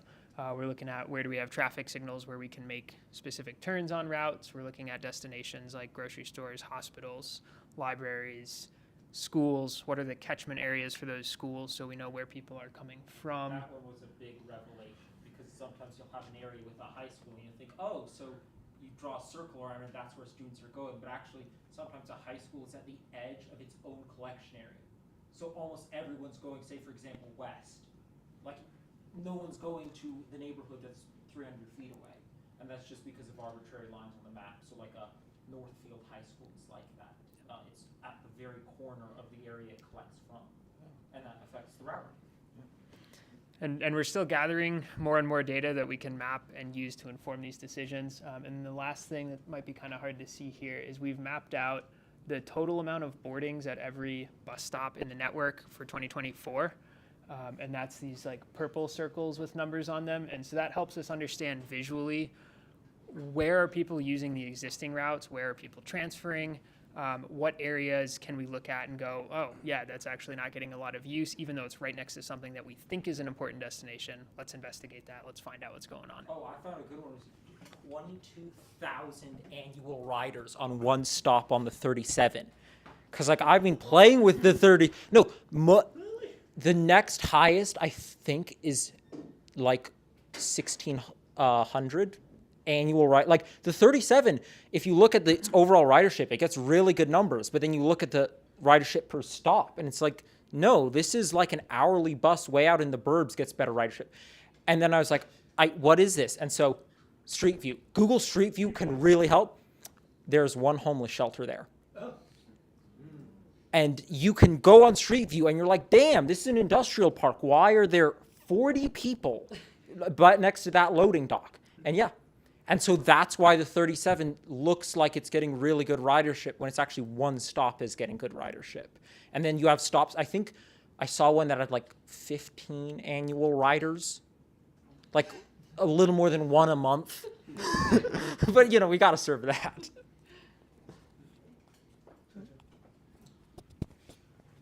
Actually, I'll sort of end this with a bit of a note with that. I mean, one of the things Joe has been doing is he basically, it was a couple of months ago, that he asked for kind of every boarding, every stop, every line, everything for the last, 8 years? 18. Basically everything that moved on the RC network. The file is ridiculous. It's like 1.6 gig. That's the compressed file. It's like 6.6. Yeah, Stuart. So not been uploaded to the website for a quick download. But what we are doing is going through it. We're trying to run sort of some reports. We've already released ridership by bus line, going back to 2018. And we go back to 2018, we feel that kind of gives you an idea of where things were going pre-pandemic. You can see the pandemic come on in 2020, and then you can start looking at recovery or lack of. So we've got that. We're wanting to release information by service hour. That's now up on the website. Trip, and now I think we'll go into kind of locations. But we even have our own like custom metrics that RTD doesn't use. We compute ourselves, like what we're calling through passengers. So the number of people who blow through a stop without getting off at that stop, and that's often more useful than total boardings or total lightings. So there's a lot of information. We're trying to get it out, kind of. So bear with us, but it is coming out and it is there because we want people to take it, draw pretty graphs, draw conclusions, spot things, you know, and generally we become much more informed of what's going on out there. Bingo. So reach out if there's any way that you want to contribute or. Yeah. No, moving on. Okay. Moving on. So, new train for Colorado. Basically, this came out as we've got a number of rail projects, people talking about Northwest, Front Range, Mountain Rail, something we've made up, whatever, right? And the idea is we seem to be saying the same sort of things about trains. You know, should they be locomotive hauled? Should they have a cafe bar on them? Should they be powered by hydrogen? This sort of stuff. So what we sort of decided to do now is to given that the state is really taking the lead on the rail projects, is to say, look, Colorado, develop one train, and what we'll do is we'll make it a real proper Colorado train. It can have like mountains insignia on it. We'll come up with a nice sort of name for it, all that sort of stuff. And as we bring these projects online, the state just buys more of them. In the same way that RTD built its light rail fleet up, they just kept ordering it in batches. Okay, until you just end up having more. So that's kind of where we are, and it's about saying there's one time, all the questions people have about this, we're looking at what interiors there are, basically looking at locomotives, looking at multiple unit trains, realistic discussion of what actually is available. We're having, not everything we assume or would like to buy today appears to be available. And then James has been sort of spearheading this. There's sort of, I've been doing the sort of flashy pictures and all of that. James has been taking a massive deep dive into where we are, literally the state of, if you wanted to buy a train in the USA today, what really are your options, and what's going on. And there's a few. So big sort of paper. So I think most rail people are connected into that. But that we'll be publishing that for comments soon, right? Mm-hmm. Yeah. So thank you for the feedback that's been provided so far. It's been very helpful. So. Okay. Right. Oh, this one's mine. Okay, transit app. Okay. Quick question to you all. Who here uses an app to find out when your bus is coming? So pretty much all of you, really. Yeah, Okay, good stuff. Question then, so in terms of apps, okay, which is the app, if you're using RTD, I'm going to ask you which one do you open first? Which is your go-to, okay? So who uses, first we'll start with RTD's Next Ride. That's three of you use Next Ride. And we count Next, and I know it's a web app. We'll count web apps and apps. I know it's technically a website, but okay. Good timing. You're on the couch. His name's Danny. He doesn't bite. Okay, who uses, say, Google? A couple of someone's, okay. Apple Maps? Does it work? I've never used. Okay, then there's Transit. So, Transit seems, that's at number one. That's kind of a clear winner, isn't it? Loyalty. And is there any others? Anybody use anything else? Y'all are bugging. I just put a finger to the wind and feel it in the force, and then I just know. I've seen you open up an app and look at the routes. You're just channeling that community value. Just channeling it. We should test him. Keith, when's the next 15 leave? Statistically, 7.5 minutes. All right, I didn't mean seriously. Okay, and then I'll just give you a bit background. I'm actually going to be really nice to RTD again tonight. One of the things the agency has done really well in recent years has concentrated on the data feeds it puts out to the outside world, and these data feeds are the lifeblood of these apps. And there's two types. It was Google sort of developed something called the General Transit Feed Specification. So there is a common language. So when because Google said we can't understand like every transit agency having their own. So there's a standard spec that anybody who runs any sort of transportation can sign on to, and RTD it is. And so RTD, and they put out, what they do is there's the sort of static data, which is basically the schedules. And then there's what we call the dynamic data. So we've got the schedule, and then it tells you, and the dynamic data is typically when is the bus going to come, what bus is running it, where is it going, is it late, that sort of stuff. Yeah, it's the real time. So sometimes you'll see is when we talk about real time data going down, the static data stays running because that was sort of served, at the start of the schedule, and the real time can go in and out of, because that's obviously got to be always one. RTD's buses, for example, are powered by a cellular system. RTD paid last check, it's about $10 a month, and the buses communicate with the network. I believe it's about every 30 seconds or so. So it's not a complete always on, but it's enough. Okay. Nice buildings, in fact, anyway, that's why. The buses do it every 6 seconds. 6. But the feed is only updated every 30 seconds. Yeah. So most of the data is being thrown out. So most of the data is. Anyway. Yes. So if you use the RTD app, you do get the updates. No, that's also only every 30 seconds. I pulled it. Really? Yes. Yeah. Because it'll say on there, updated 7 seconds ago, updated, you know. Well, sure. Well, yeah, that's the last. That's why I can say the next 15 is in 7.5 minutes statistically. I mean, at some point. Okay, all right. Well, so this would have been quite a tough crowd if none of you had said you use transit, but luckily the majority is saying you do. So, bit about the transit app itself. It is a mobile app providing real-time public transit data. I guess you knew that. It's Canadian, so it's it was two very clever guys in Montreal. This is the next question. Well, just where are we going with this? It functions. Here's the biggest thing about transit. It functions globally. You can fly. I can tell you, Transport for London, for example, is on it. I've used it in Australia. I've used it. It's popped up, and it's always worth checking. US coverage is probably about, I'd say, 70-80%.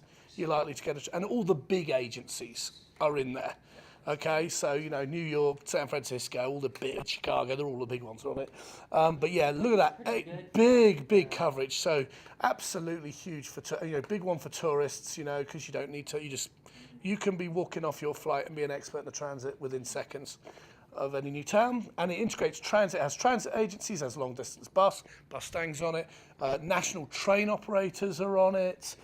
Ferries are on it, lots of them in Colorado. Bike share, scooter share. Have you ever turned the scooter screen off and seen it peppered with scooters? You can turn that off if that annoys you.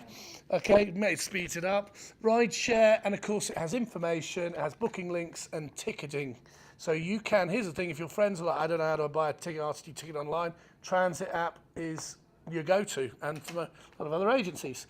But there's one brilliant thing that the Trans app has. It has something called the Go feature. And the Go feature, this is a screenshot of me on the 24. So what I'm doing is I'm using the 24. I'm on that bus, okay? And you can tell I'm on the bus because there's this little sort of trolley vehicle, okay? And it makes you, when you make an account, you pick a little sort of avatar vehicle or thing. Oh, you're a bat. Okay, okay. And what it's doing is the first thing that you can see is it's saying, it's holding my hand. It says, get off the 24 in 25 stops, which I've just told everyone where I live. Pretty much. But the great thing is because my phone is now, the Trans app has worked knows my GPS from my phone. And it's worked out that because of my movements and the speed and I've told it I'm getting on this bus, and I've told it where I wish to get off, the feed then becomes real time, okay? Because the Transit app is using my phone to always on GPS and send to the location, okay? Right? So suddenly that is way better than your 30-second updates where it jumps, all right? And it's an absolute lifesaver when the real-time information falls over, all right? So that is going to be the advice. If you know RTD's system has come down, okay, and you're on a bus, please use the Go function. And the great thing is, it also encourages you. So that 5 at the top there. So while I told the world I'm on the 24 going northbound, it's telling me that 5 people have already looked at that, benefited. And it's quite cool. If you ride the A line, it tells you like 200 people have looked at it. So it gives you a nice sort of fuzzy feeling that you're doing your bit for society. If anyone's seen Starship Troopers, I'm doing my part. Yeah, and there are leaderboards. So if you really wanted to get to the top, I guess you could spend all day on the A line. Okay, so really clever with the whole sort of community and trying to get you to go, and really helpful. Buy some burner phones and kind of take it to the back of the bus. Is that the next pilot program? So that's 1,000 burner phones. Anyway, right. So bit of an issue though. 2 guys in Canada. Montreal's not the cheapest city to live in, and the venture capitalists sort of stopped giving them money. So the issue is so that's the standard display. If I stood, well, I think it tells you where I'm standing. I'm sort of in downtown there, and so what it's telling me is, there's all my next buses. So it says there's a mall ride on top of me, the 10 and the 9. And you can actually see here the real time as well, that little sort of 2 quadrants, 15 there obviously gives me a couple of departures. So that's the standard display, okay? But what they've done is full access to the Transit app features is behind a paywall, and they call it Royale, okay? Yeah, these Canadians for you. So what happens is, and this is the difference, okay? What happens is with these routes on the left, you can just tap in. It'll give you it'll just immediately go to the screen where all the buses are. It will tell you the schedule, okay? It'll do all that. With Royale, when it's not, what it does is it only gives you about your closest 2 or 3 routes, and then gives you a whole list of other routes where it's saying, well, I can sort of tease you and show that one. Okay? So if you clicked on, say, that 15L there, while it's saying 4 minutes, it will then come up with a screen like you need to buy Royale. Okay, we're not a king. Maytree, who's not here tonight, he did say there is a workaround to that you can go out, search for the route, tap into that, swipe right 3 times, and basically get hold of this stuff. Okay, but it feels like Your transit app. So that's hacking the transit app. Yeah, no, it's perfectly easy using it, but of course by the time that is so inconvenient if you want to check, for a lot of people, if you're just trying to get up downtown and get, say, to Civic Centre or up onto Capitol Hill, you're going to look at that more ride, that 10, that 15, you're going to look at that 1, the 43, maybe the 15L, the 6, the 20, all of these, yeah? You're probably going to consider about 10 bus lines if you're in downtown. Okay, I mean, it'd be amazing. And this is so much important because obviously at the moment with you can't just stand at one stop and all this lot roll by. It's various different places. So that's the issue. Now, there's a couple of things. So what was happening was, apparently there was a project RTD was running with transit, and it was something to do with data, and part of the deal was RTD would give its riders Royale for free. So it'd figure out you're an RTD rider, you're using it to get the bus, use the Go feature a few times, okay? And then RTD was handing over, or they'd got a deal, okay? And of course that deal expired. So what then happened is one morning, you basically got told you were down to a pleb again. Okay, there you go. Right, so we were told that, okay, and it totally tells you why, okay. So you've got a couple of issues, right? So suddenly it becomes one of the the best apps. So here's a question: who this does not have Royale? Who does not have Royale? Really? That's interesting. Yeah, paper maps. So you guys are sort of using this. So you guys are just sort of. I mean, I guess if you're just catching the one bus from your house, it's okay. But if you stand in the middle of here outside, it's a bit inconvenient. It works fine going to like an urban area from a suburb because there's only 2 bus lines, but coming back typically doesn't work. And the bus you get home is probably not in the 3 it tells you for. No. But that bus is at the terminal, so it comes at the same time. Yeah.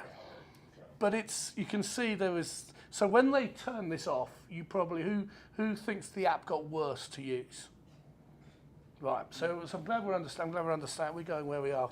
Glad you're with me. This is going quite well. That's up to $20. Yeah. So you've got a couple of options. One, you can just pay the Canadians $20, or might be 30 now with tariffs. You can just pay, and honestly, that's not really too bad, is it? It isn't that bad, okay? It supports good work. You could write. The transit people said that if you were like a student or A shuffle of routes, please. you could write them a begging. You could write them a begging letter, okay? And so I'm this and I'm a big transit, and obviously results might vary depending on who writes in. The other thing is, and obviously Chris is just like on my phone, is you could lobby RTD to continue paying for it. Okay. You know how much it would cost? From you? $5 a year. How much? RTD. Tell us. $250,000. $250,000 a year. Okay, we'll just hold that. But still less than double. So we'll just hold that. Okay, we'll just hold that. Okay. I'm going to move on. Okay, because we did find another way you can get Royale for free. Okay. Send it to the Bay Area. Right. Find another transit agency and interact with it. Now, I'm not saying you should fly to New York just to get a $25 subscription, but if you just happen to be out there, okay, here's what happened. I flew to St. Louis. This was my display. There you are. Look, you are a peasant, Richard. Okay, and you can see this is from 9:22 in the morning. There's my blue little bus. Yeah, it's actually this was from St. Louis Airport. Okay, it's giving me the light rail to downtown. Okay, and what I did is I sort of searched it, used the Go, bought my ticket. You see, there's the ticket link. Okay, and that's actually PM. By 11 PM that night, it had decided I'm a regular rider of St. Louis Metro, and I'm a king again. Okay, and this was I think this was March. Okay, and it's still working for RTD. I think, did I see Austin was here? No, Austin's in California. Austin's in California. He says he went to California and used VTA, and they gave it to him, and it still works. And then Maitrey did help me a lot with the research. He said he went to St. Louis, and because he was parents and a grandmother, he didn't use any transit, but because Grandma's place overlooked the light rail line, he just kept logging on, and it granted him king status within 2 hours. So, obviously, if you're flying somewhere, just, open it up as soon as you land, okay? Keep just putting potshot queries in it. Keep opening it up, okay? If you use it to buy a ticket, use the Go feature. Just interact like crazy with it, and hopefully within a day, it'll decide you're a loyal and regular rider and upgrade you, okay? And the transit folks won't catch on to this because we didn't say any of that in French. Yes. Je ne comprends pas le français. Los Angeles didn't work for me, but Very well. So I encountered this by accident. I opened the transit app in the Android emulator because I was totally not reverse engineering anything. And logged into my account, and then it said, thanks for riding VTA because the default location on the Android emulator was Mountain View, California. And then I'm like, wow, I got Royale, and all I did was open this in the stupid emulator. Okay. Danny? Richard, do we know how long it still gives you Royale once you come back to Denver? That's something that I've tried to figure out. Sometimes it seems like it lasts a while, other times it'll only work once. Well, all I can say is a couple of things. I mean, I've been kind of regularly commuting out of the Denver area for it's probably now for about a year and a half. My actual employer has me working in California. So I was using RTD's Royale on, all these Bay Area transit agencies, and never one did it go, oi, RTD Royale, you're paying for me to use the BART system, for example. Nothing ever complains. It seems to be really kind of loose. So, and the other thing is we did look up the closest transit agency, if you want to go and qualify just by physically and want an excuse, is Summit Stage.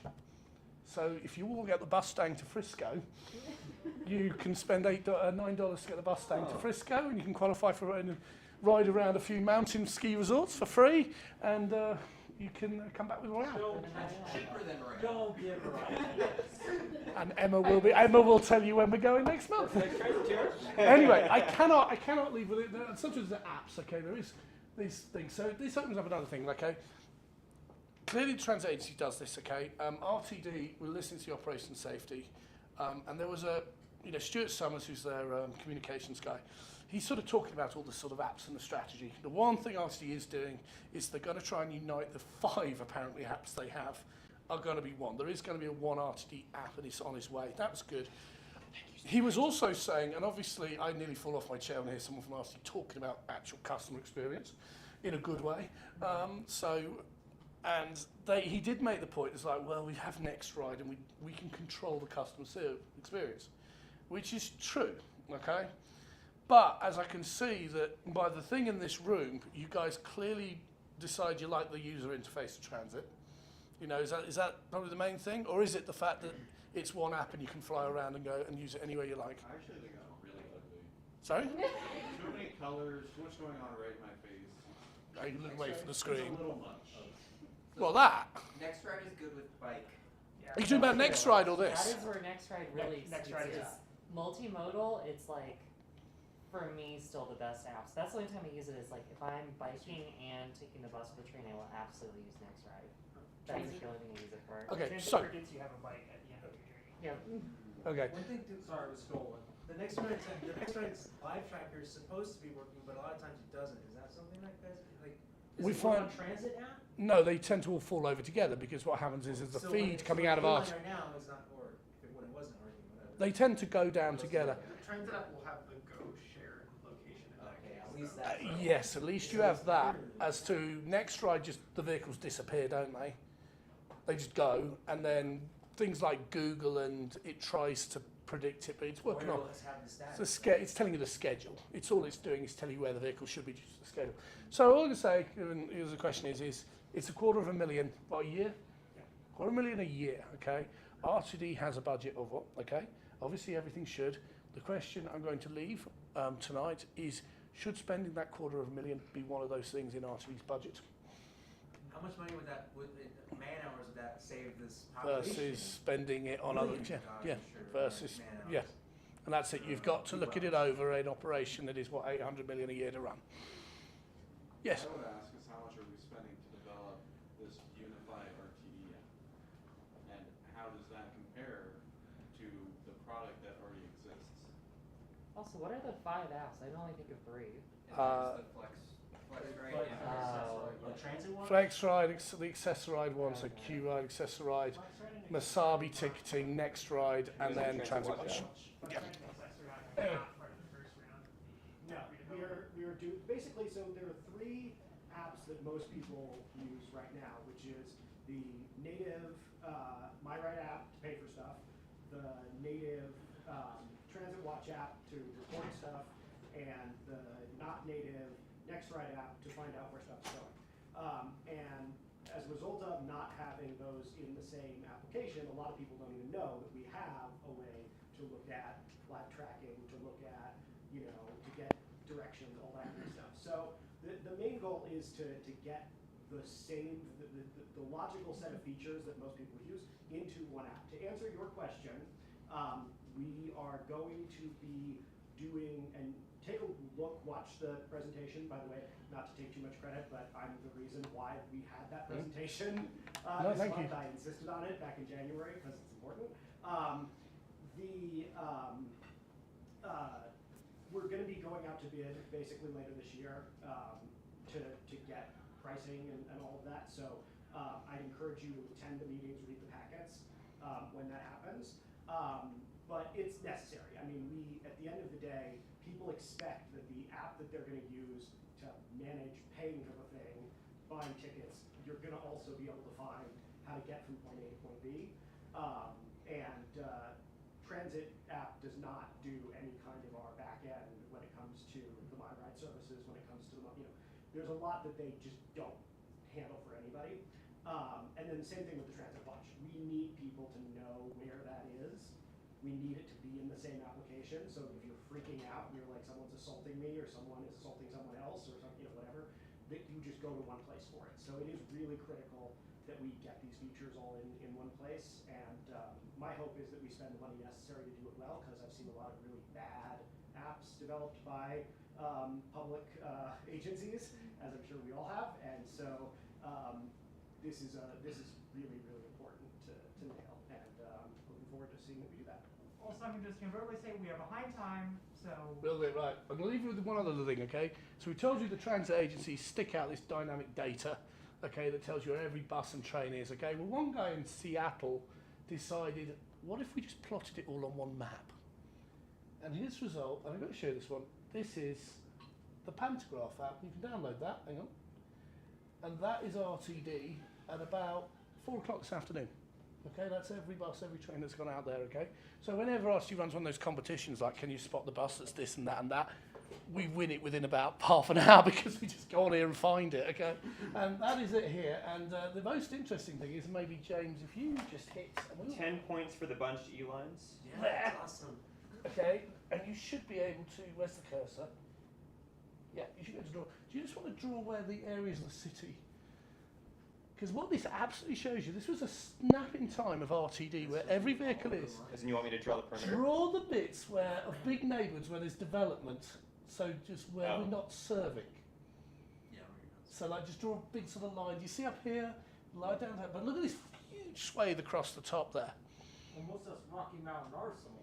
No, this here, I'm talking here. No, this is all built up. This is all built up around the top here. No, you're supposed to draw the areas where it's not served, James. Where it's not served? Where it's not served. Anyway, okay, so that is so just Reversal. so that I'm is drawing Texas. and that app. So that app is pantographapp.com. It's also a mobile app. It's absolutely fantastic if you're interested in what is out there. RTD, what are they running? This is all their buses and trains. So I'll give you an idea here. This is route CV. Do you see there? Okay, and that's bus 3655. And we know that bus is that's actually a Flatiron Flyer bus. That's actually in the blue Flatiron Flyer, and it's on its way down to Conifer this afternoon. So then if you combine that, type RTD Fleet on our website, you can look up the bus numbers, put it in, and it tells you exactly what is out there.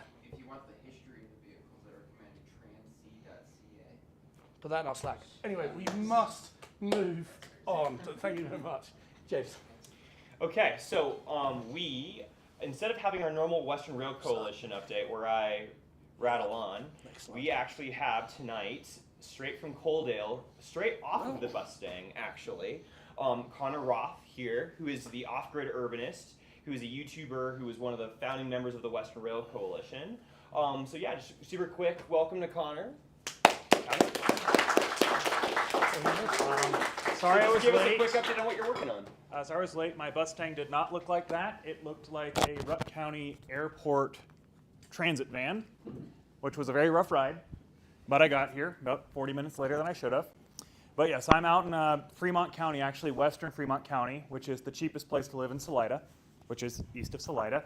And that's kind of the theme of a lot of stuff we're doing out there is we're in these really small communities with not much infrastructure at all.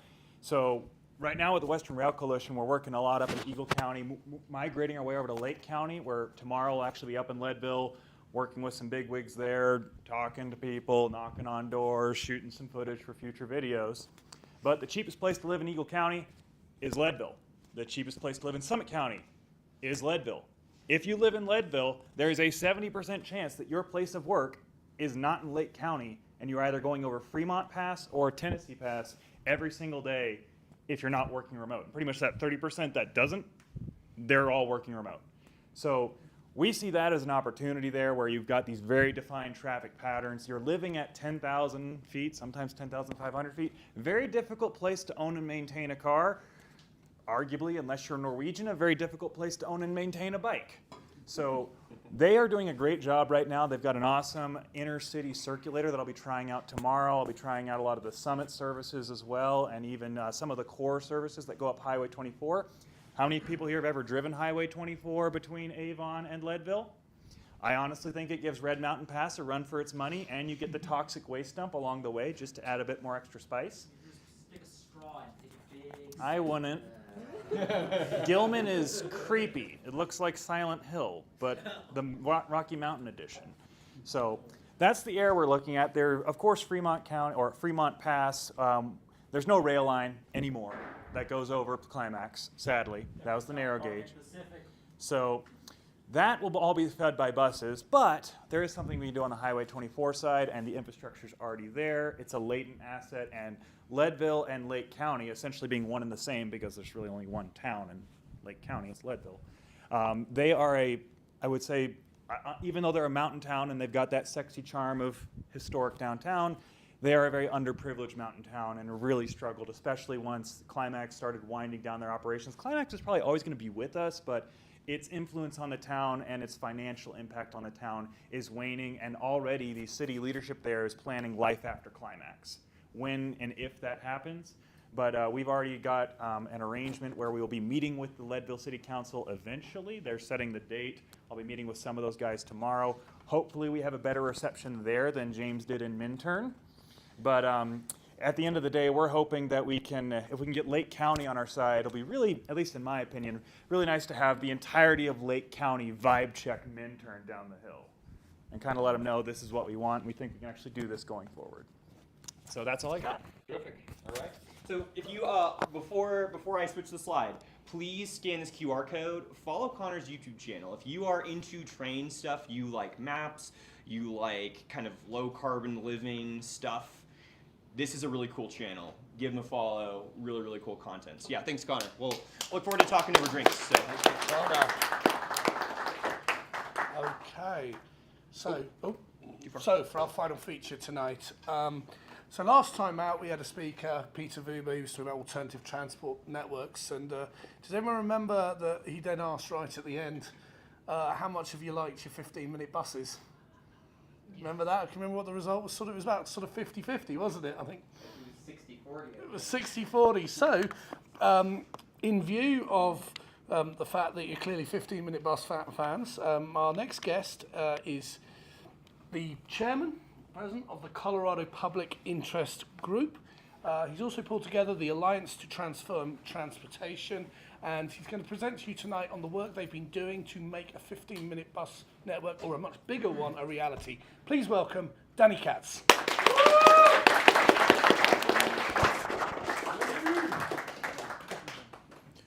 All right, thank you very much. So let's see here. So I want to do a couple things. One, just tell you who I am. Two, tell you a little bit about this coalition that we've built. And then three, tell you about this vision that we released back in March, and would love feedback, love to have you kick the tires on it and answer any questions. The first rule of a GDT meeting is it doesn't end at 8 p.m. So if you thought it ended at 8 p.m., you're suckers. There's just too much to talk about. So we're going to keep going. Yeah. So my name, again, is Danny. I'm originally from Colorado, born and raised in Boulder. I was going to be an urban planner. I got an internship with the Flatiron Crossing Mall when it was being built. And I was working with a team that was developing the Zip shuttle. So this was going to be a revolutionary mall. Instead of having lots of parking, there was going to be a shuttle, and there was going to be bus connecting to the shuttle, and everybody who worked there was going to get RTD passes, and there just wouldn't be as many people driving there, and the free shuttle would take you around.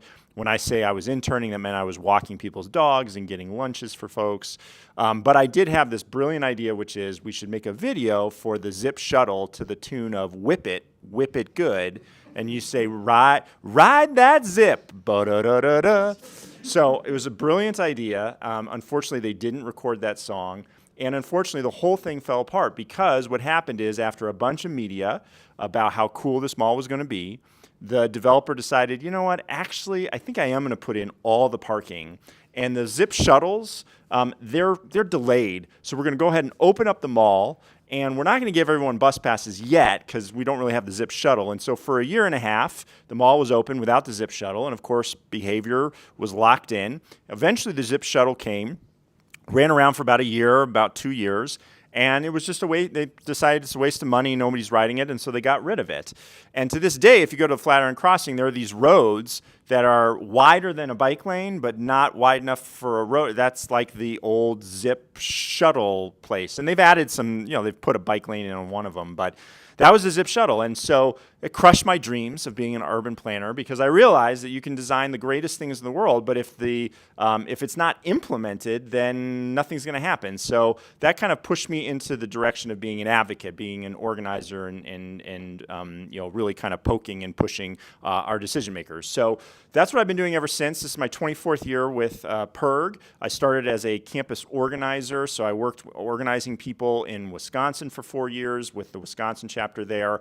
I was out in California, and I managed to get myself involved. I was running the independent campaign committee for the high-speed rail out there. You know, the train that's now running and taking so many people between the, that's so funny, ha, ha, ha, ha. It's heartbreaking. But we passed it. I mean, that was cool. So we passed high-speed rail there, and then I left because I thought that's done, and I came over here to Colorado.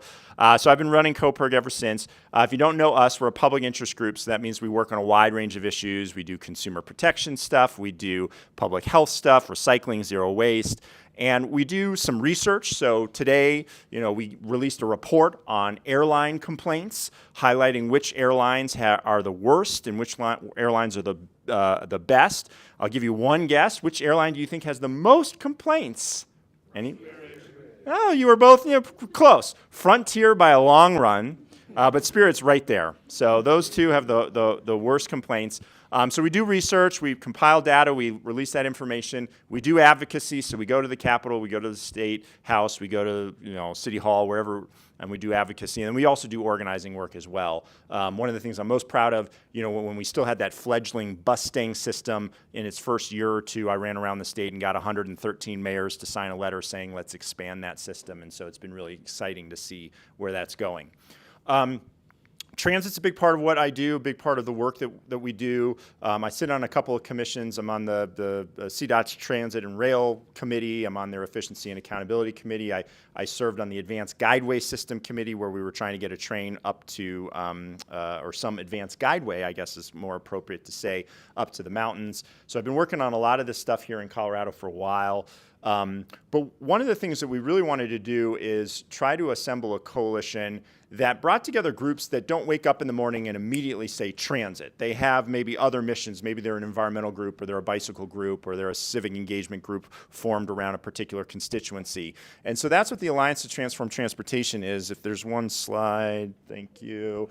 So this is the Alliance to Transform Transportation that we created. And again, it's trying to bring together groups that don't immediately get up in the morning and do transit advocacy. And so some of them, Servicios de la Raza, Cross Disability Coalition, have specific missions. The ATU is part of our coalition as well. Now they're definitely transit advocates, but more often than not, they're siloed into just kind of the worker components. So we've brought them on board to add to what we're doing. So you can see the different coalition groups there. And we really wanted to think about, okay, how do we make a case for expanding transit, not to you all, like you all get it, but how do we talk to all the people who aren't riding transit? How do we articulate a vision to them? And there's plenty being done on rail right now, in particular Front Range Rail. You've got ideas for doing rail up to Boulder, Longmont, Fort Collins. So there's a lot of there's a lot of energy, Mountain Rail. There's a lot of energy around that. But we were feeling like there wasn't as much energy around just kind of the core service component, like buses and trains just coming more frequently. Like how do you tell that story? It's a little bit harder because if you already have a line on a map showing a bus route, it's a little bit harder to tell the story of going from 1 hour to 30 minutes. But that's a significant jump, and 30 minutes to 15 and 15 minutes to 10. Like that's where we think we really need to get to. So we set out to try to create a vision that's more public-facing to people who aren't in this room, and try to win them over to this idea that like service would be awesome and frequency would be really, really awesome. And how do you paint that picture? So we wrote this vision, and we worked with a group called Nelson Nygaard to try to do some basic data analysis, nothing like what you all were describing. We did not have a 7.6 gigawatt whatever file, like we had like an Excel spreadsheet. But Nelson Nygaard does a lot of this work for cities and others, and so we think it's roughly good in terms of like being able to give you some scale of how much something like this would cost and what it would look like. We had nowhere the technical ability to like redesign the bus system, so very excited to hear all the stuff you all are doing. But we hope that this can help fill one of the gaps that I think exists right now, which is just making that case for more frequency. So if you put up our little we have this website that we've created that's really attempting to, instead of making a slide deck, I just want to show you the website where we go through what our vision is, because this is really what we want feedback from you all on, because obviously if this doesn't really, if it doesn't tell a good story to you all, then it's really not going to tell a good story to the rest of the public. So like any website, we got just the sort of header with the coalition there. If you'll scroll down a little bit here, we have just kind of the intro section there. Okay, so if you stop right here, this is the big, we want to put out the big number. Everybody wants to know what's the big number. So we think that if you could invest $420 million per year in the following ways, and I'll describe these ways, we could have a significant increase in the frequency of our service such that you could see some really big ridership gains. And in particular, some of the things that we highlight are how many more people would be within a short walk of a highly frequent service. So if you just say 15 minutes or less, Right now, about a third of the RTD region, you're a short walk from a bus or a train that comes every 15 minutes. We want to double that. What if you got it to like 65% of the region? And what if you went from like 34-ish routes that are 15 minutes or less to like 83 routes? And so those were the kinds of things we were talking about. So if you stop right there, $420 million, $300 million, we'd say invest in service, like literally operation dollars, service dollars. How do you get more buses, more trains? Although we really were just focused on buses because trains can be a little more complicated. As a lot of you know, getting the A line to be more frequent, there's some heavy investments that need to be made there. So more plug and play, we really just focused on buses for the purposes of this. $380 million would get you that kind of impact that I just described. And one thing that we made sure that Nelson Nygaard did is, what if that high frequency, we want that high frequency to go all the way past midnight and to go earlier in the morning and all weekend long. So this isn't like a 9 to 5 thing. This is like, how much would it cost if you could just literally, it didn't matter what time of day or what day it was, the buses that were frequent would always be frequent. That's the kind of vision we were trying to put out there. So $380 million for improving transit service. And then we have that $40 million a year for like bus stops and things like that. Like, how do we improve the bus stops and the ways that people experience transit, and right now are oftentimes pushed away from transit. So those were some of the numbers. You got the map here, perfect. So on this side of the map is roughly where the 15-minute or better service is now. And we decided, well, how do you show what this could look like in our vision? So this would be all the routes that could be 15 minutes or less if you tripled the service the way we're talking about with these dollars. We did not attempt to say how you would reorient the system or anything like that. That stuff is important. But it does just show you, I mean, you could get a lot of Boulder, some of Longmont, huge swaths of the Denver metro area covered. And we were at one point thinking, well, why don't we even just focus in on the core parts of Denver? RTD kind of already does that naturally. So that's kind of what that green line means. If you scroll down just a little bit more, this graph is an attempt to show that, as you all already know, we actually couldn't spend $380 million on service next year because it's going to take a while to build the actual service, recruit the drivers and the workers and everyone. And so it grows over time, 38 million, 76 million. We just want to get to that 380 million within a decade. And so in a perfect world, we'd pass some sort of revenue increase that gets us all that money next year, and we'd actually have some capital that we could invest as well. Or you could do it where you just kind of increase the operation dollars over time. This doesn't take into account that we're going to have some oil and gas money coming in. So in some ways, we already have some of this money taken care of in the first couple of years. But if we want to get to a doubling of some of that frequent service, we're really going to have to figure out how to raise, I think, more money. And obviously, we got to make the system safer. And obviously, we need more transit workers, too. That stuff, we just were really focused on the dollar amounts here. So that's that graph. And then you have just the 40 million to update bus stops and things like that. And then again, as I said, this is really oriented towards people who I think don't know transit very well. So we have a whole section about why transit's important in the region that you can open up. We have a whole section of how good is the current service in the region, so comparing it to some other agencies. If you keep scrolling down for me, what would make transit in the region better? We talk a lot about how fast, frequent, and reliable are very key indicators of good service, and try to educate the public on why those things are really helpful no matter what format you have, whether it's a train or a bus. And then we kind of go through examples of the frequency. What would that look like? Fast, what does that look like? Here's an example of BRT, because again, a lot of this is focused on bus. And then reliable, just talking about that. Couple of other key factors. Obviously, it needs to be connected. That's something that's very important. A strong workforce. We wanted to give at least one example of a city that's done something like this. So we have Seattle in here. And then if you scroll down, we have the very last, and then we talk a little bit about ridership and coverage. So, there is a trade-off between ridership and coverage, and we really try to make the case that ridership should be the priority. And we use something that you all were talking about, the transit propensity, the density. We're trying to indicate there are places that you could put transit that would have a bigger impact. So I'll just stop right there because those are the key highlights. But again, our intent with this, and we released it, we got a bunch of media attention, we're trying to educate the public and make presentations to people. We just want to make sure that, I think it's been 21 years since Fast Tracks, and it really feels like it's been 21 years since we've had that big, exciting, this is what we're going to do next vision.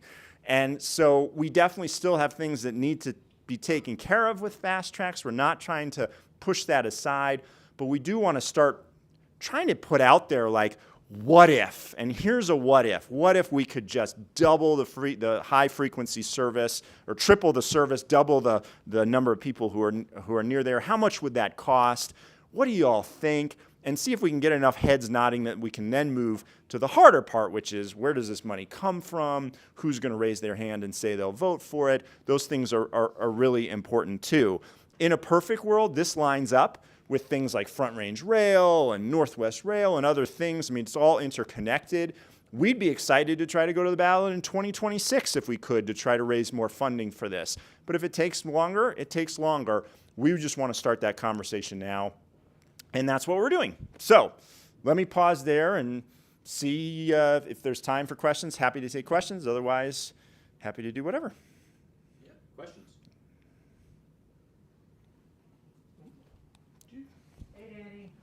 Hey, June. Hi. Do you want the mic? Do you want the mic? Sure, why not? Because I'm going to bring up the bonds. The bonds. Okay, so for those of you who are in the know, which I would hope everyone is, but Denver is currently pursuing another bond program. We had the Rise Denver bonds, the Elevate Denver bonds, and now we're pursuing another, I think, $800 million in bonds, of which we expect about half is going to be dedicated to transportation. Has COPERG and SWEEP engaged with Denver on the development of the bond proposals in the first three tranches? In particular, I'm referencing back to, I literally laid out every single bond project on a map for myself for reference. So, which is fun. I'll share it for sure. So, which includes transit supportive improvements, which is bus priority corridors, bus stop improvements, that sort of thing. Have y'all tried to engage to have some of the capital projects anticipated here covered by those bond costs? And also, have you gotten anywhere with that? Thank you. Yeah, that bond process is crazy fast. They've been it's crazy fast. One of our partners, Denver Streets Partnership, the director of that, Jill, is I don't know what her title is. She's the coordinator, the chair of that infrastructure committee. So she's been keeping us, she's going to, tell us where they wound up. But in the limited conversations I've had with her, she seems somewhat hopeful that it's in a pretty good place for that infrastructure stuff. But I really don't have any details. That's a divide and conquer. So that's really been her place. Somebody have a hand? Yeah. Thomas? So so this is focused on bus, which is appropriate because RTD is a bus company that also happens to have rail. But is there a difference in your mind between frequent and fast? Is there a priority that one gets us to where we want to go over the other if we had to choose one strategy? Yeah, so we're focused on bus only in the analysis we did, but that $380 million, we would fully expect, some of that's going to go to make sure, some of the rail is more frequent. Whatever it is, that money should go to make things more frequent. Fast is usually a capital expense, and so we really kind of tried to just focus in on the operations side. To my mind, fast is some of the street improvements, some of the BRT improvements, more rail, whatever that is. So we didn't want to assume that we could actually raise the $420 million in one tranche, and we don't necessarily need to do that from an operations standpoint. But, I mean, yes, we need both frequent and fast and reliable and connected and safe. And, you know, there's a lot of ands in there. Most of this is focused on here's where we think we should put the frequency, and then we did not do any sort of analysis on like, okay, if this route right here was suddenly coming every 15 minutes or less, what sort of fast do you need? What sort of reliable do you need? You know, we didn't do any sort of analysis on that. So there's definitely going to be capital needs here as well. I will point it out. Has everyone here heard of Curitiba, Brazil? Yep.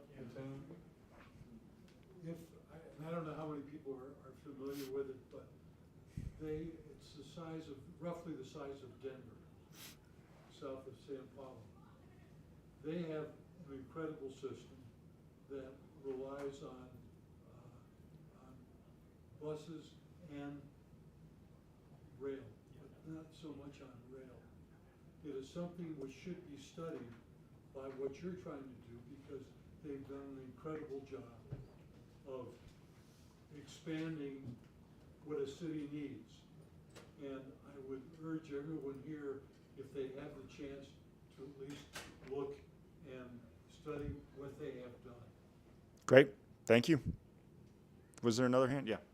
Sorry, I was just looking at the two maps you presented. Yeah. It looks like you've defined a core area around some of the major cities, and then you've kind of got the two, the 2026 proposal and the later one. But what I'm noticing is that you have some cities like Littleton, where you have kind of significantly more services with proposed on your map. It looks like you're following most major east-west and north-south lines. But then you've got kind of like pro-transit cities. I would even put Broomfield in that category with like the same existing service. So I just kind of wonder, like politically, would you need to create a new kind of transit agency for this core district to support those types of funds, which would then, I assume, follow off the bill that they just passed that June talked about. But then B, are you thinking about the types of communities you're including and excluding? Because like I think we just, last month we saw the director from Parker come and talk about, Parker still hasn't gotten any services. And if RTD is part of this process, then it's kind of got to look really bad if we're funding another project for services that exclude Parker, exclude Broomfield, exclude some of these major areas, even though they're more challenging to service. But that's kind of the problem, I think, that's still around RTD, which would be different if you create an entirely different transit authority, core district transit authority. But then city boundaries, you still cut off major neighborhoods in Arvada, half of Aurora, and Broomfield's cut in half. Totally. Yeah, so couple of things. So remember, this is not for you. This is for people who actually don't know what the bus system is even like in RTD. So we are not saying this is the one that should be 15 minutes or less and not these. So we didn't make any judgments. It was really just, how do you take 34 routes and demonstrate 83 routes? And these were the ones that seemed like would likely not get me laughed out of the room, but like they're not, this would not be the map you'd take to the ballot, so to speak. This is just an attempt for me to be able to go to rooms and be like, did you know these are the only routes in Denver that are even coming 15 minutes or less? Look at how many more routes we could have. This is really what that map is designed to do. I 100% think we'll have to redesign, and some of the work you all are doing will probably be that underlining, like here's the recommendations there. In terms of the core network piece, when we started this, and even now, I mean, there's still people who say the words, I'll never give RTD another dollar until blah, blah, blah, blah, blah, blah, blah, blah, blah. And maybe some of you feel that way, and that's totally fine if you do. We are very careful to not say RTD needs more money. We're saying we need more money for transit frequency. we're pretty agnostic. If people in this room were all like, let's start an RTA, and okay, cool. Let's have local cities do it one by one. Okay, cool. Like, however we get there, that's going to be a political conversation, and we'll need to have it. At one point, we were actually attempting to say, if we were to create an RTA, what would be the boundaries that would focus the dollars on frequency and not geographic coverage? And so that's what this green line is about. It's really an attempt to demonstrate where you would put service if it was all about ridership and propensity. And James, if you would scroll down to that colored map with the map that has all the oranges in it, it really comes from this right here. And it's an attempt to capture as much of the dark reds as possible, because again, for people who don't understand transit and think, oh, you just put a bus wherever you want to. No, you should actually probably put the fixed service where there's more people. We were attempting to go, if you were trying to put it with more people, you wouldn't have a Conifer, you wouldn't really have a Brighton, you'd have, kind of focused in these areas. But that became not really the main point of this vision, so I don't talk about it too much, but that's what those green lines were trying to get at, is like, how do you, if you created like an RTA to raise the money and just focus it in where it could be the most effective, maybe that's how you would create the RTA. But pretty quickly the wheels come off on that, because the politics of that would be very hard to like get half of Arvada to be in and half out and half of Aurora to be in. So this is like one of those, like, the data shows one thing, but the politics would probably be very, very hard on it. Other questions? Sir? Two more, yeah? Yeah, two more. So the gentleman who was standing next to me for most of the meeting, who just left, is the chair of the FRPR district, and they're asking. They only have one way of asking for money, and that's going to be the sales tax, and they want, let's just say, a lot of mozzarella in order to pay for front range passenger rail. How do you think about how to pay for something like this, and how to get the voters to approve a tax for something like this, let's say in the either at the same time as or in the 2 or 4 years following them authorizing a few $1 billion for the train. EPL Tabor. Working on it. Working on it. So I'm a big fan of, if you ask somebody on the street for $500, they go, fuck you. But if you ask them for $500 so that you can buy them a new car, they go, oh shit, here you go, here's $500. So it always starts with the like, what is the thing we're buying? What with our money? And so there may be a point where it's clear people want a rail system along the Front Range, and this service thing is like a side thing. Or it may be clear that like the service is the thing that totally wins people over, and Red Rock connectors and all sorts of cool things that you can add to it, and the Front Range Rail is a boondoggle. Or it could be people get that all this stuff together is very valuable, and they're willing to spend more for something that's better. It's going to be hard to know where people are at until you even sell them until you can even articulate what these things are. Is it a car? Is it is this car a Tesla, or is it a station wagon? And so we have not begun to think, okay, here's a number, 420 million. People can kick the tires. Oh, actually, you could do that for 300 million. Or actually, you're going to need 700 million. We're going to need to kick the tires on that. Front Range Rail is going to have a number. Could that be connected? Could that be one big glorious thing? Is it going to be multiple votes? There's so much to do there. Right now, we're just trying to see if enough people can even get behind this idea of like frequency. Like, can I get the average person to go, yeah, I'd love the 52 to come every 15 minutes, and yeah, I'd probably ride it more. Or do I need to say Broncos ride a bunch, and that's the way that what's the thing? What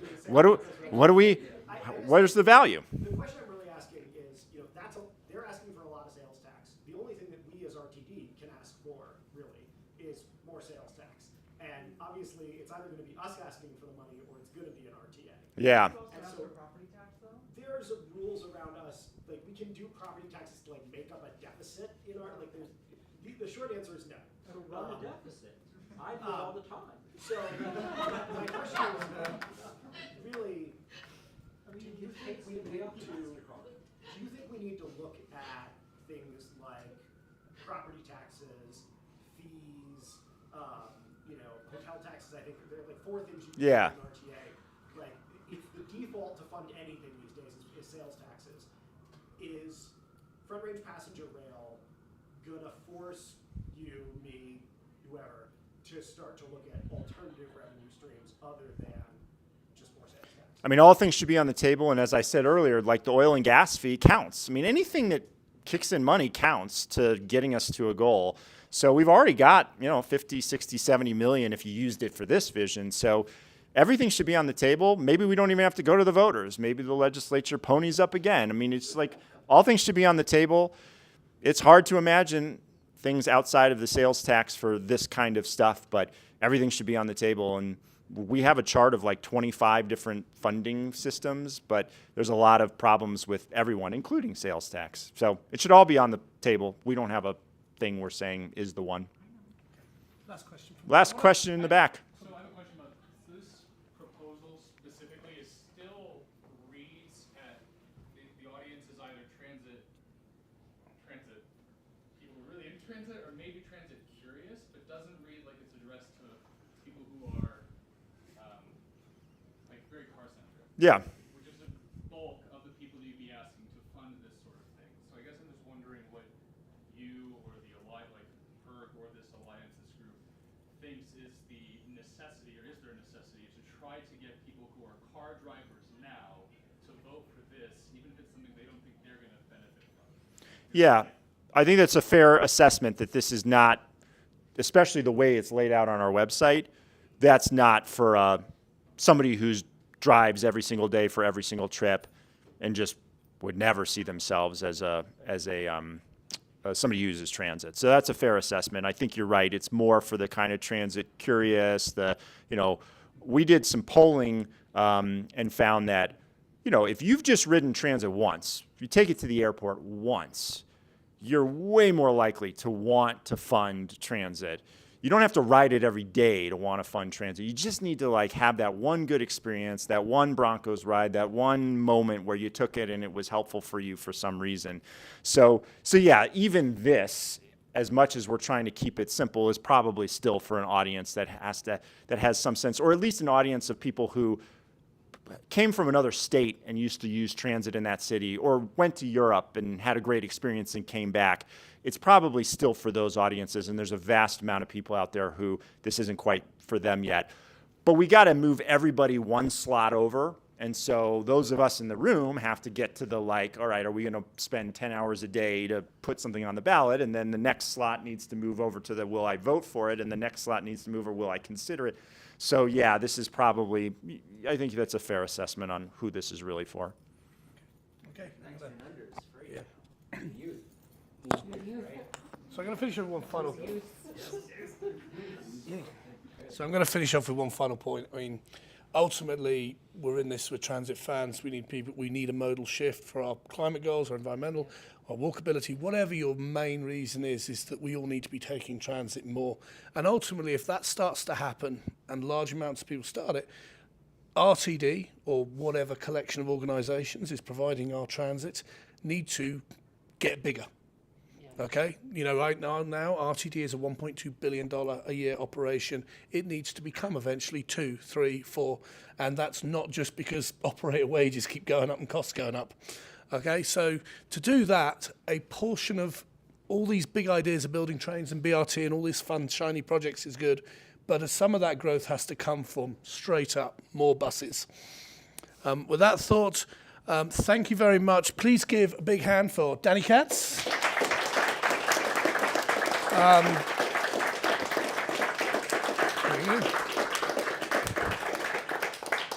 And we'll be mingling informally, and then around 9 o'clock we'll head to the terminal bar. Thank you very much. Good night. That goes. Yep. Thank you very much.